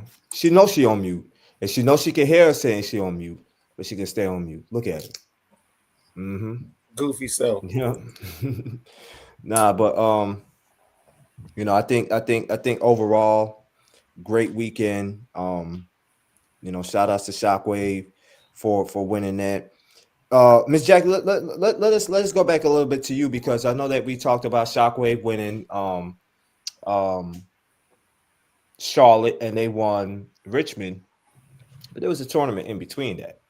We had the Kannapolis event that happened in between that, and both VU teams walked away victorious with a big bag that weekend. Bag so big that I had to check my bank account, and I sat there for a little minute just looking like, staring off in the wind. But talk to us a little bit about how that felt, for you all to compete in, and forgive me if I'm wrong, GP. We lost her. We lost it? Okay. Yeah. All right. Well, I wanted to ask her what it felt like for her. And GP, I don't know. I haven't been around the game, I don't think, as long as you and Jackie have. So I don't know if there's ever been a cash prize or a purse of that amount before. If you let the good old boys from circuit tell it, they'll say, "Oh, there was that paid tenfold," but I don't know if it's ever been that amount paid before. So I wanted to know from her how it felt to win a cash prize of that magnitude. But because we lost her, there was something on my mind. I think there needs to be a podcast dedicated to the truth being told. I do believe. I'm sick and tired. I'm sick and tired of having the. There you go. There you go. But go ahead. Yeah. Go ahead. Get it out. I'm done now. I'm done. I'm done. I ain't gonna do it. You stopped me, and I'm glad you did. I ain't gonna do it. I think there's a podcast that needs to be had where the truth is being told. Jackie got on here and she said something when she said that the game, Jesse asks, what's the biggest difference between the game then and now? And this is someone who's been around the game, who's seen it played at the highest level in every era. Facts. Right? At the highest level in every era. And is truthful enough to say the game has evolved so much to the point where these are the things that I've seen. It doesn't behoove her or benefit her to hold on to a certain era just because she's more aligned with that era. She said, today the game is faster. The catches are 3 times. The catches are 3 times better than they were back then. The pitchers now, all we want is the truth. That's it. And like you said, nobody's holding on to a certain era because the era it was then. However, teams that are winning now, they adapted and they changed to the way the game is being played now. You know what I'm saying? They didn't create rules to keep it like it was. The rules changed based on how the game is being played now. So I feel as though that's the biggest thing. Yeah, I mean, hold on.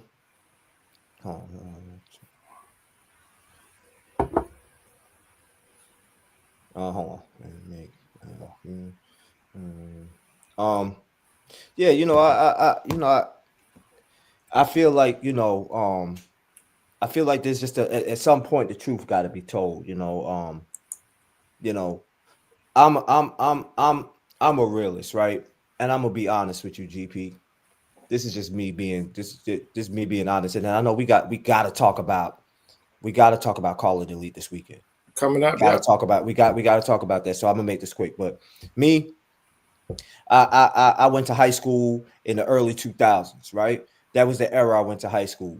I played basketball in high school, and I thought I was a decent basketball player.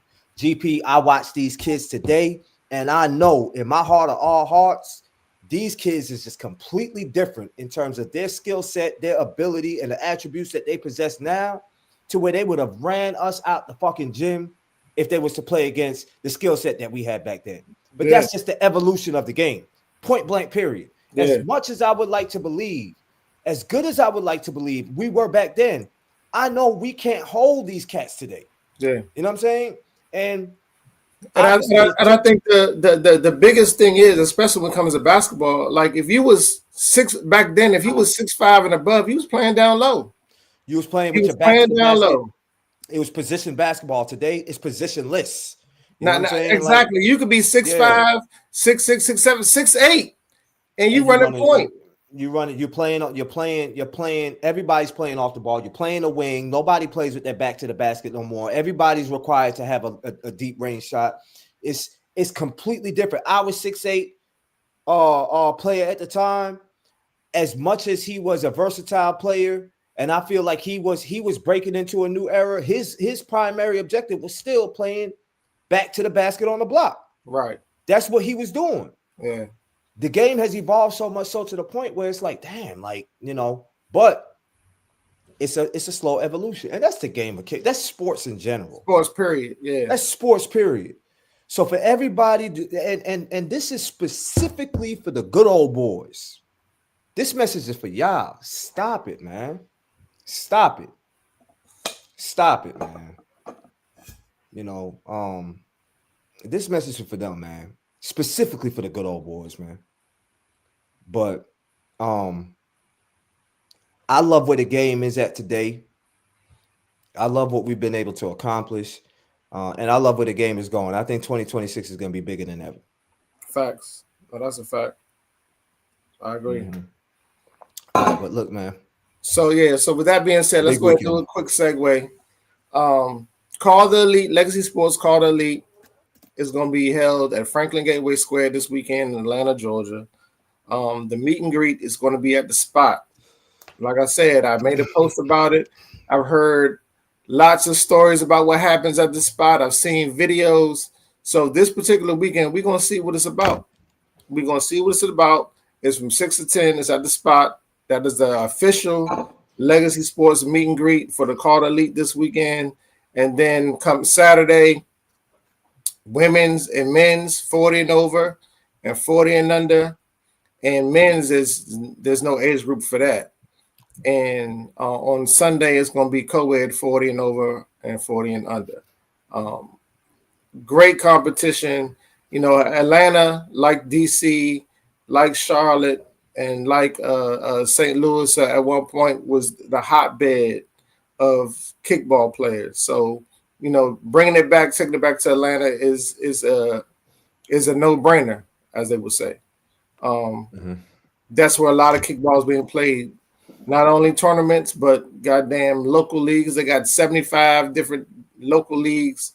And so, you know, we made it a point to, you know, make sure that we, you know, show respect to, you know, one of the hotbeds of kickball, and that's down in Atlanta. We got some great competition on both sides, on both days. And I feel as though, like, at this point, like, there's no clear-cut winner as to who can win. Because I feel like when you break it down to the division of 40 and over and 40 and under, a lot of the people who play on certain teams, they're going to have to change it up and play on teams of with players that's their age. And you're going to see some great textbook kickball. You're going to see some high action, some athletic ability, and all that. So, you know, we like to pride ourselves as, you know, having our kickball tournaments be like a family reunion. And I think that this tournament in Atlanta is going to be just that. It's going to be like a family reunion. People you ain't seen played in a while come back out, show their face, and then show what it is they can do on that kickball field. And you know, I'm excited. You know, me and Tasha, we touched down Thursday night to get everything started and getting it going, and we can't wait to see everybody that's coming down, because we got a great product for everybody.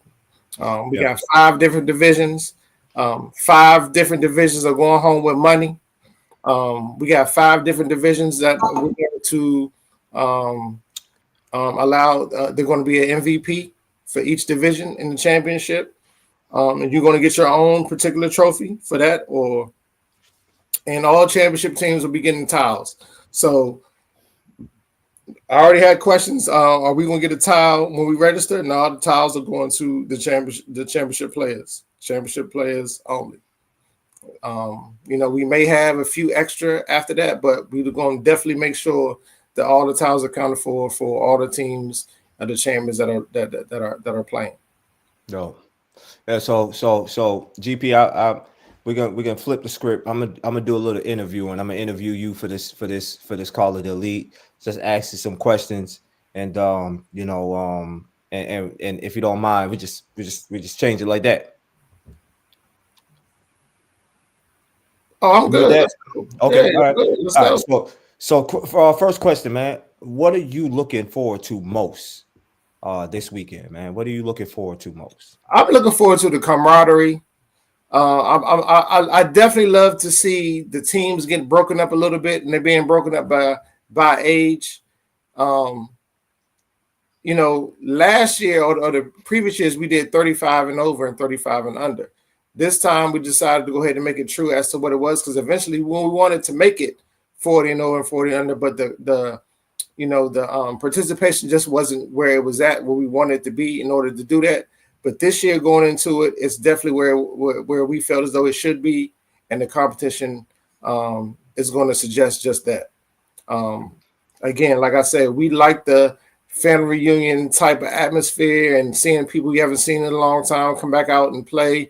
A lot of players retired, but because it's 40 and over, they feel as though, okay, this might be something that's in my skill set that I can do and still shine and still show that I still can play this game of kickball.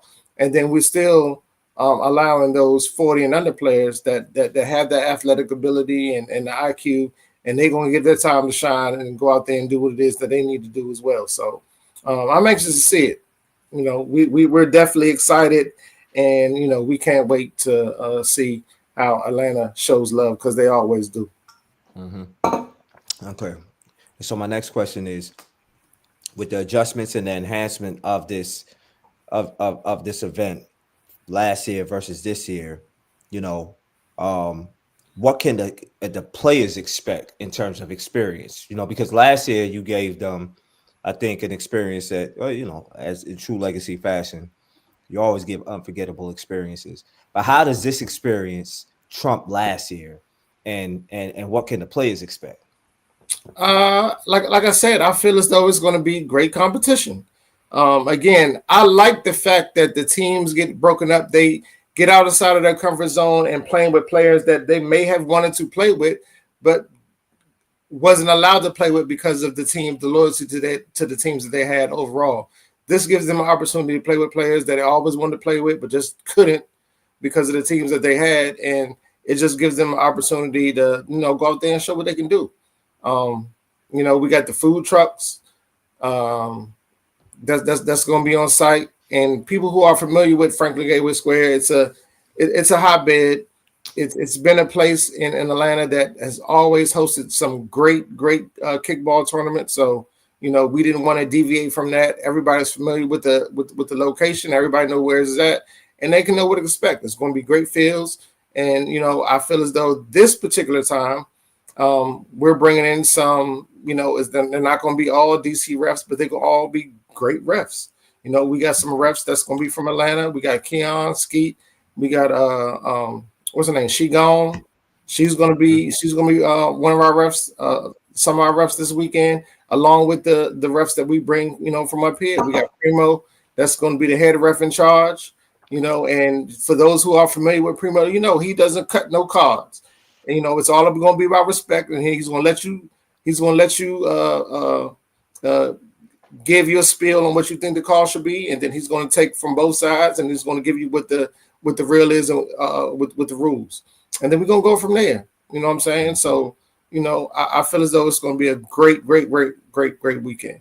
Facts. Yeah, I agree. And the names of refs that you gave, obviously, it's a great group of names of referees. Primo is probably somebody who I would say, for the record, he's probably never been disrespected in his life, because he doesn't disrespect anybody. He doesn't give off that. He doesn't even give off that energy. So, like, if you disrespect him, there's something wrong with you. Yeah. You know what I'm saying? Because But I will say, if you do, he's gonna pull you to the side off break, and that's gonna be the last of it. You're gonna have that one time. He's gonna pull you to the side. You're gonna agree to disagree, but you're gonna go from there. Either you're gonna continue to play, or you can go ahead and head home. It's gonna be one of those. Here's the thing about certain individuals, right? Like, just because they're not disrespectful, don't mean you're gonna little boy them either. Yeah, you know what I'm saying? And so, like you're not about to little boy nobody who really about that. They just don't give you a reason to, because they show you the utmost respect. Yeah, you know what I'm saying? And there's just certain individuals in life that just move that way. Like, I don't even give you a reason to disrespect me, but you're not about to little boy me either. Yeah. And so he's just one of those people. Yeah. And so there's that. But okay, so you got the experience. You added new divisions. You got 5 divisions. We talked about what you're looking forward to most this weekend. For me, just one of the things that I'm looking forward to most is, I'm looking forward to the fact that Legacy as an organization has made the commitment to host again in the city of Atlanta, right? Because you mentioned it early on. Atlanta is one of those. Let's get it. Let's be honest. It's a hub. It's a hot spot for kickball. It's one of the more popular destinations, right? Like, if we're going to talk about territories and regions that dominate in terms of kickball community, Atlanta is right there at the top. Facts. Yeah, right. It's Atlanta, it's DC, At one point, Charlotte was right there neck and neck, starting to make its way, but Charlotte died off. And you know, we probably have to pick some other cities alongside, but you still have, in terms of the meccas or the creme de la cremes, you got DMV and you got Atlanta. And I think what happened in years past is that Atlanta started getting used and abused in terms of a destination that organizations found their way going to. And what I mean by that is, like, every organization just knew Atlanta was going to be a guaranteed success because the community was that large. Everybody was like, well, we know if all else fails, we could host a tournament in Atlanta and be okay. Right. You know what I'm saying? But then what ended up happening is that it happened to our detriment. It backfired on us because teams and players started saying, while we love Atlanta and we love the city, y'all doing too much. Y'all starting to run out. 4 or 5 tournaments in Atlanta in 1 year is a little bit too much. Right. And so I remember when we were hosting in Atlanta, one of the things they told us, teams was telling us, we love turf wars, but we be going to Atlanta too much. So we're going to sit this one out. And so I think between that and the pandemic and then some other factors, you know, other destinations became more attractive for organizations and players. And now, like, you guys are like, well, listen, man, like, Atlanta is still a destination and a market where there needs to be some presence there. And going there, I think for you all, I love it. And for the players in the kickball community now that are wanting to experience what Atlanta has to offer as a whole, I think I just love it. And I hope that this continues to build, but it builds in a healthy way and not get used and abused like it did in the past, if that makes sense. No, it definitely does. It definitely does. Yeah.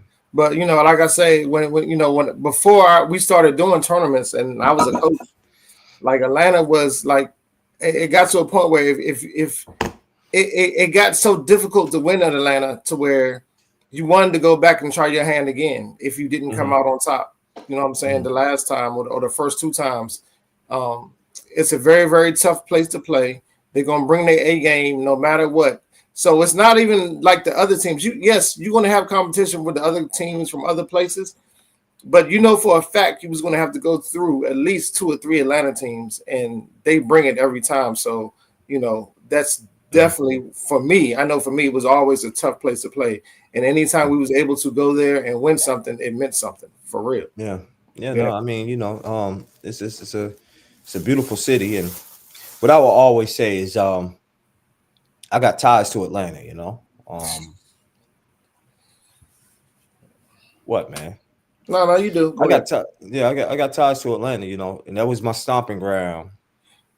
That was my stomping ground for a while, and the city will always hold a special place in my heart. You know, like I told you, they used to call me Mr. Peachtree Street out there. You know what I'm saying? Like, I remember when I was out there, and that's what they used to call me.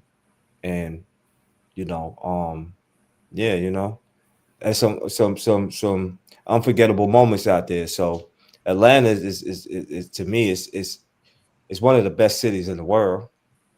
And the fact that y'all are getting an opportunity to host out there, not 1 but 2 years, you know, it's a beautiful thing. And Franklin Gateway Sportsplex is a great facility. It's like the perfect facility for y'all, honestly. It definitely is. Honestly, it's like the perfect. We had an opportunity to host there in 2021, I think 2021, and this is perfect.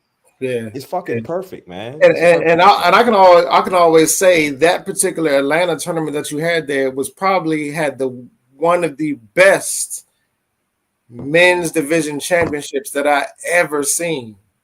It was by far the best. By far. I mean, you know, no shade on BDE what they've been doing, but that particular event with men's, and the team that actually won was a team that decided to play Saturday night, and they just came out there and was like, you know what, fuck it, we're just gonna go ahead and play men's and see what this shit about, and they came home.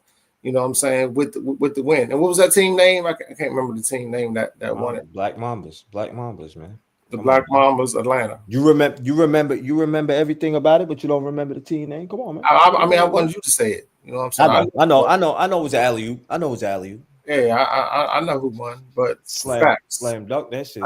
Slam dunk that shit like Shaq did on Chris Dudley that day.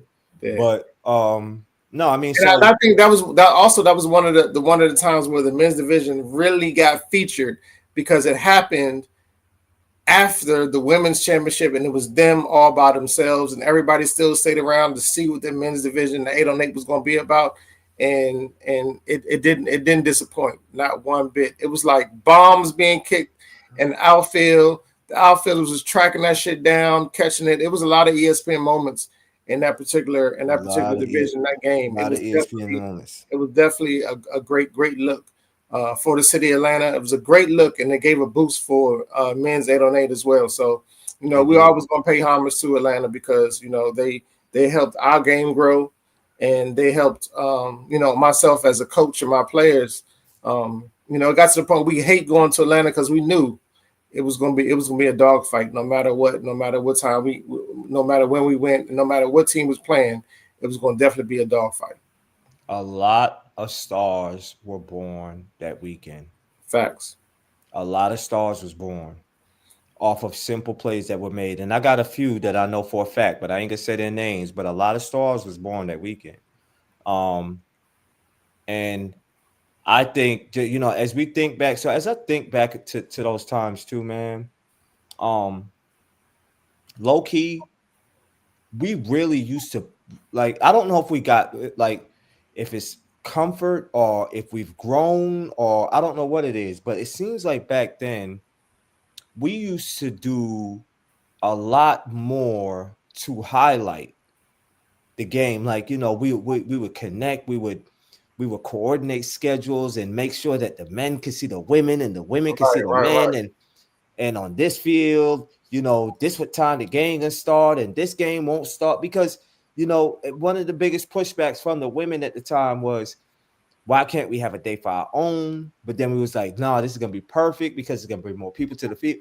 And so I think that, you know, when it's time to get back to the drawing board, I think that needs to be back at the forefront of the conversation. You know what I'm saying? Like, really making sure that not only the women get that viewership, but the men do too. Because I want to see the men's games. And I'll be like, you know, okay, BDE won, but, you know, I missed the entire game. Right. You know, and so that's one of the things. And I think honestly, I think as we start to look at growing and introducing more divisions, I think that I think that needs to be at the forefront of the thought process. Is like, okay, how we can create these experiences where not only are they're great for the players, but they also have the viewership. Yeah. Yeah. No, that's a fact. That's a fact. We definitely do, because I think we kind of got away from that, but at the same time, we got away from that because, you know, sometimes you can plan times at which the championship and the playoffs should start and end. However, you have those games that run long. You have those games that go to overtime, and what you don't want to do is run out the time that you have at the field. So you have to kind of like, you know what? Let's just go ahead. We have the women's championship, and we might stagger it a little bit to where, you know, at least you can catch 15 minutes of the women's championship, or you can catch the end of the men's championship, so that way we can all get out there on time. But you know, if there's a way that we can do that, we definitely have to go back to that, because that was a dope moment. That's a dope moment. And aside from that, you know, we also used to put a lot of effort into our live stream efforts. Yeah, you know, but what I will say is like, you know, although we scaled back on how we live stream, you can't get mad at what we replaced it with in terms of where it streams now, you know. So it's like, yeah, they don't live stream themselves, but look at how they're streaming today.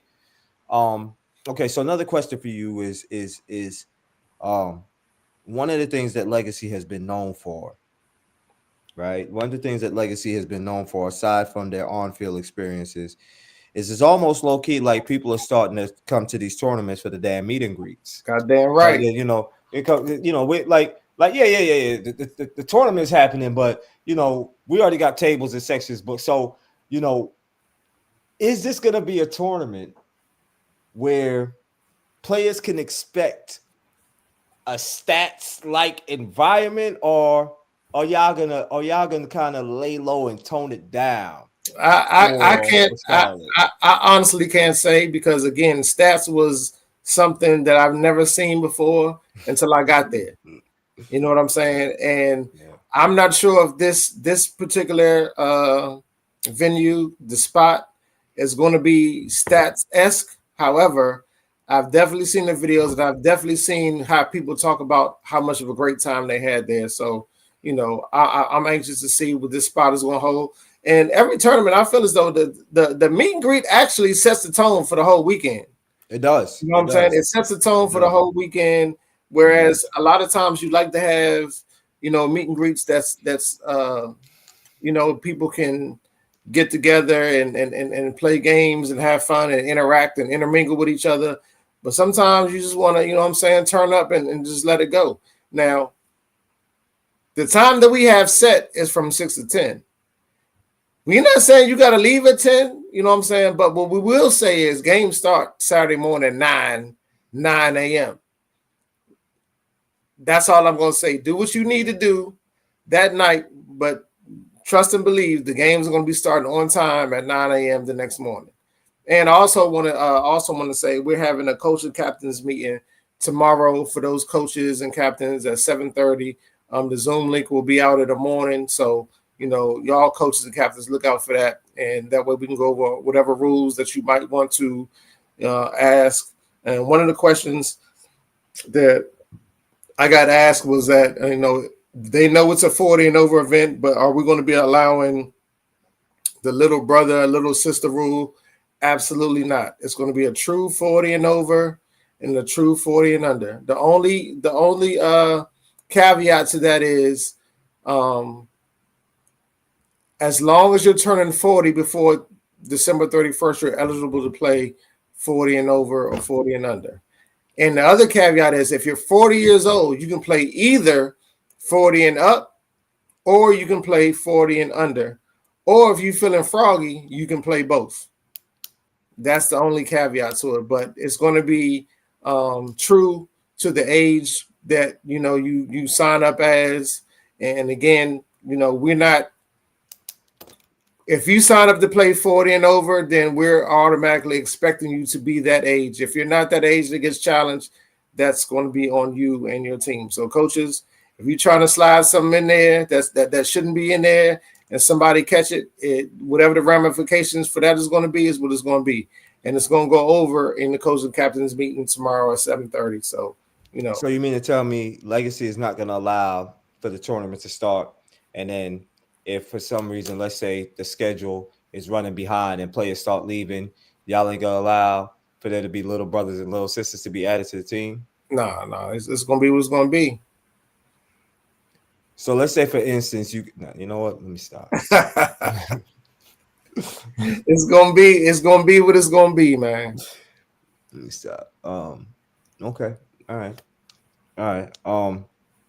And so I guess my next question for you, because I don't want to keep you. We're approaching 2 hours. I know that you talked about just kind of like the on-field, experience and what to expect in terms of the off-the-field experience. But let's have a real conversation, man, and let's talk about. I want to ask you about just kind of what the Legacy expectations are in terms of sportsmanship and the proper conduct to display while you're out there at the fields. Because, you know, one thing that I don't want happening to Legacy is the bullshit that they tried to do with us, the fuckboy shit that they tried to do when these people out there, you know, misbehaving on the field, not behaving the way that they're supposed to, but somehow, some way, wanted to pin it on our organization as though we had something to do with it. You know what I'm saying? And so I need for you to speak about just kind of the importance of sportsmanship and what's going to happen if players start getting out of line. Well, again, if it's on the field, it is what it is. The yellow cards and the red cards will be explained in the coaches' cap meeting, and it'll be reiterated that morning before the game start. And we're not tolerating that. Whatever the player or the spectator does that aligns with that team, the rules are going to reflect just that. That's it, and that's all. Again, we haven't had to experience that as of yet, but sometimes things happen. But I know for a fact that our refs and Primo are definitely going to reiterate that, and there's going to be no tolerance for that at all. So zero tolerance policy, man. Yeah, zero tolerance policy, and for the most part, it doesn't even need to be stressed because 99.9% of these players, man, they coming out here, man. They coming out here for just a good time, man. You know what I'm saying? For the vibes.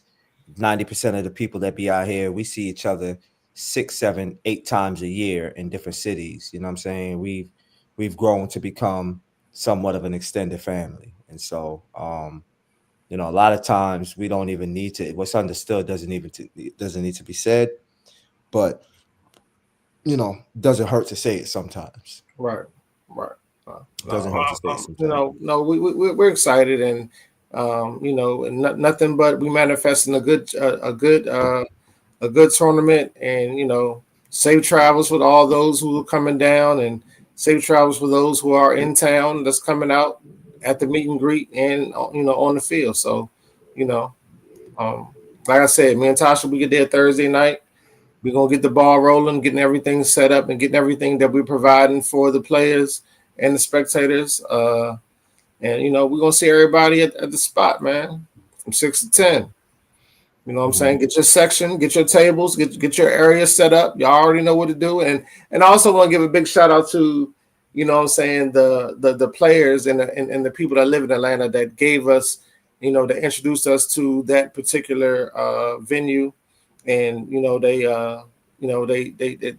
they co-signed for it, and the venue has been more than gracious as to the allowing the flexibility that they're giving to us to host a meet and greet there. So what's the name of it? The Spot. It's called The Spot. It's in Spot. Decatur. But from my understanding, it's a place where a lot of kickball community go after games, after their local games and things of that nature. So they're expecting us. The flyer's been put out. They actually been promoting the flyer at the venue as well. So we may have, some outsiders coming in to see what this kickball thing is about too. So, you already know how I'm gonna do. I'm gonna have that Burberry on too. You know what I'm saying? That's what I do. I ain't gonna let you outshine me. Listen, man.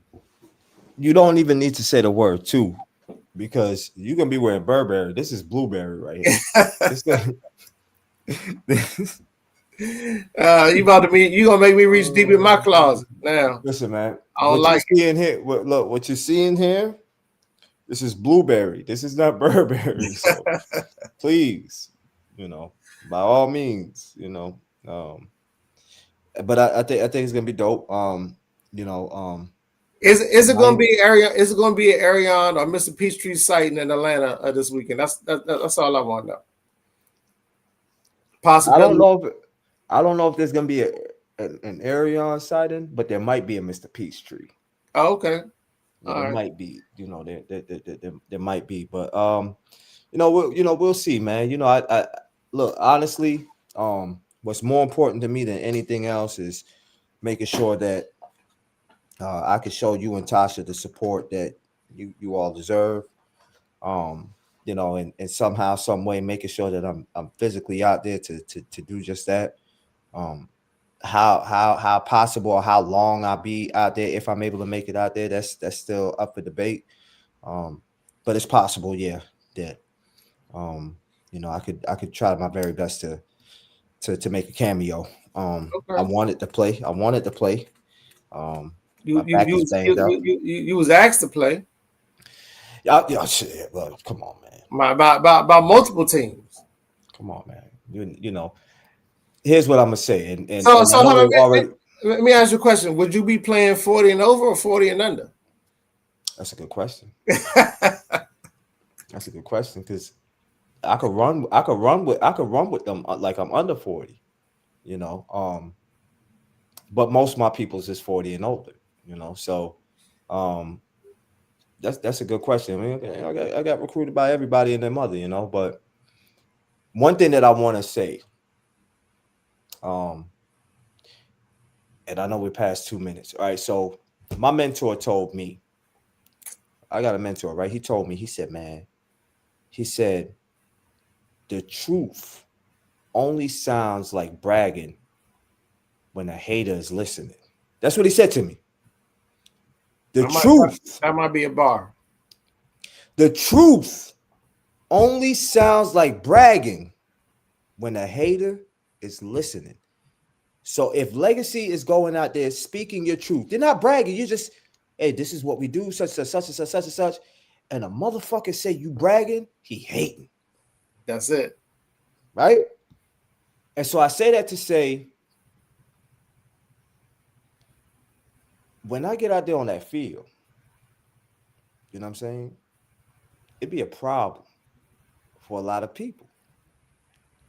And I don't know if everybody's ready for that, man. I don't know if everybody's ready for that. That's true. I think I saw a podcast something similar to that. My man T.I. said, the only people that tell somebody to humble themselves is people that can't do what you can do. Yeah, that's true. You know, people who can't do, but you know, like, you know, as I'm gonna shift real quick because I was having a conversation with this guy. And, you know, he was, you know, really just kind of like very intrigued with what we got going on, but you know, sharing some valuable tips. And one of the things he was saying is, you got to tell your story. You got to tell your story. You have to highlight it. You have to do this. And I was like, yeah, but you know, a lot of times, you know, when you tell your story, it could come off as being self-absorbed. You could be doing such. He cut me off right there. He said, so are you concerned with, you know, people not liking the things that you have to say? I say, well, I didn't want to say that, but yeah, you know, because when you tell your story and you tell the truth, you know, it's like you're bragging in a sense. And he said, man, the truth only sounds like bragging to a hater. That's it. I said, okay, there you go. You know, there you go. And so like now I just, you know, and I think as long as you kind of, you operate and you function, don't be afraid to tell your story. Don't be afraid to tell your truth. And don't be afraid to say it respectfully without feeling as though you're not being humble. Because like T.I. said, right? Like, wait, humble yourself. Somebody you may be saying, yeah, you know, Legacy, this is our back-to-back tournament in Atlanta where we did X amount of teams and another successful event on the way. And we got this, we got 5 divisions now. We only had 4 divisions last year. We grew it. This is the truth. You're not bragging. You're just telling what y'all accomplished. Right. Anybody who looks at that as bragging is a hater. That's it. That's it. There you go. All right, big dog. You already know how it is. Oh, also another information to pull out. Schedules will be out sometime tomorrow. So don't be hitting my girl Tasha up tomorrow with a schedule coming out. It's gonna be out sometime tomorrow. The reason why it's gonna be coming out sometime tomorrow, those players and those teams, y'all know why. But you know, tomorrow is the schedule is gonna be coming out at some point. So just check the group me. Check the league apps, and you know, zero dark 30 mode to the point where we had to cancel cornhole on Wednesday. We had to go ahead and cancel it because we got too much shit to do. We got too many things that we got to make sure that's intact before we go out of town. So, you know, cornhole league is going to start up next Wednesday. There's no open play tomorrow. We got a tournament that we got to get ready for. So we, you know, those cornhole players, we see y'all next week.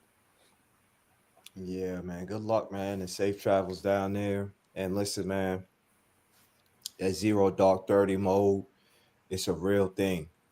It's a real thing.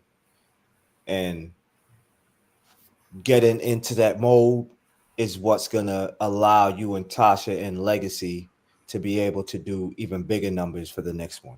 Oh yeah. You know what I'm saying? Because there's no compromise in terms of Sure. the discipline that And we're going to put into, you know what I'm saying? See and, what's and I going on. will say, we definitely had a small obstacle dealing with this particular tournament, especially with the things that's going on today with the administration, with the government shutdown, and people, got their last paycheck, 2-3 weeks ago. They're not sure when the next one coming in. So we definitely understood that and wholeheartedly. I'm a federal contractor. My wife is a federal worker, so we definitely understand. To our detriment, it provided a little small obstacle, a little hookup, but we're gonna keep it moving like we always do. So, those who, still decided to participate, just know that we're putting in the extra effort to make sure you enjoy yourselves and have a good time on the field and off the field as well. So, you want to make sure that you're gonna feel like your money was well spent. Yeah, I think that's important to mention. But yeah, man, the plan is to certainly support some way, somehow. Good luck to all the teams that's going to be out there. Safe travels to all the teams that's going out there. Obviously, good luck. To you and Tasha, safe travels to you and Tasha and the entire Legacy team. Wishing nothing but the best of success. And hopefully there's a way, somehow, some way, like I said, that I can be present to support the event. Yeah, no problem, man. No problem. We see everybody next week, man. We're gonna do it. The podcast is gonna have to be on Tuesday because again, we got cornhole on Wednesday, and we don't want to try to interrupt nobody on NFL Thursday. So Monday, yeah. So look out for us next Tuesday for the next podcast, and we got more information on the Midnight Madness that's coming January 31st. But I tell you what, them intermediate teams been signing up. I think we got 9 already. We were only looking for 8 intermediate and 8 advanced, but as of right now, we have 9 intermediate and we got 6 advanced. So what was the date? What's the date of that? January 31st. January 31st. Okay. Yeah. But registration is going to end on January 15th in order for us to be able to get everybody their jerseys that we're providing, and what I'm saying, we getting the count on the food that we're providing that goes along with your registration. So count me in. I'm playing, man. Count me in. I'll be up there. Okay. Okay. We'll do.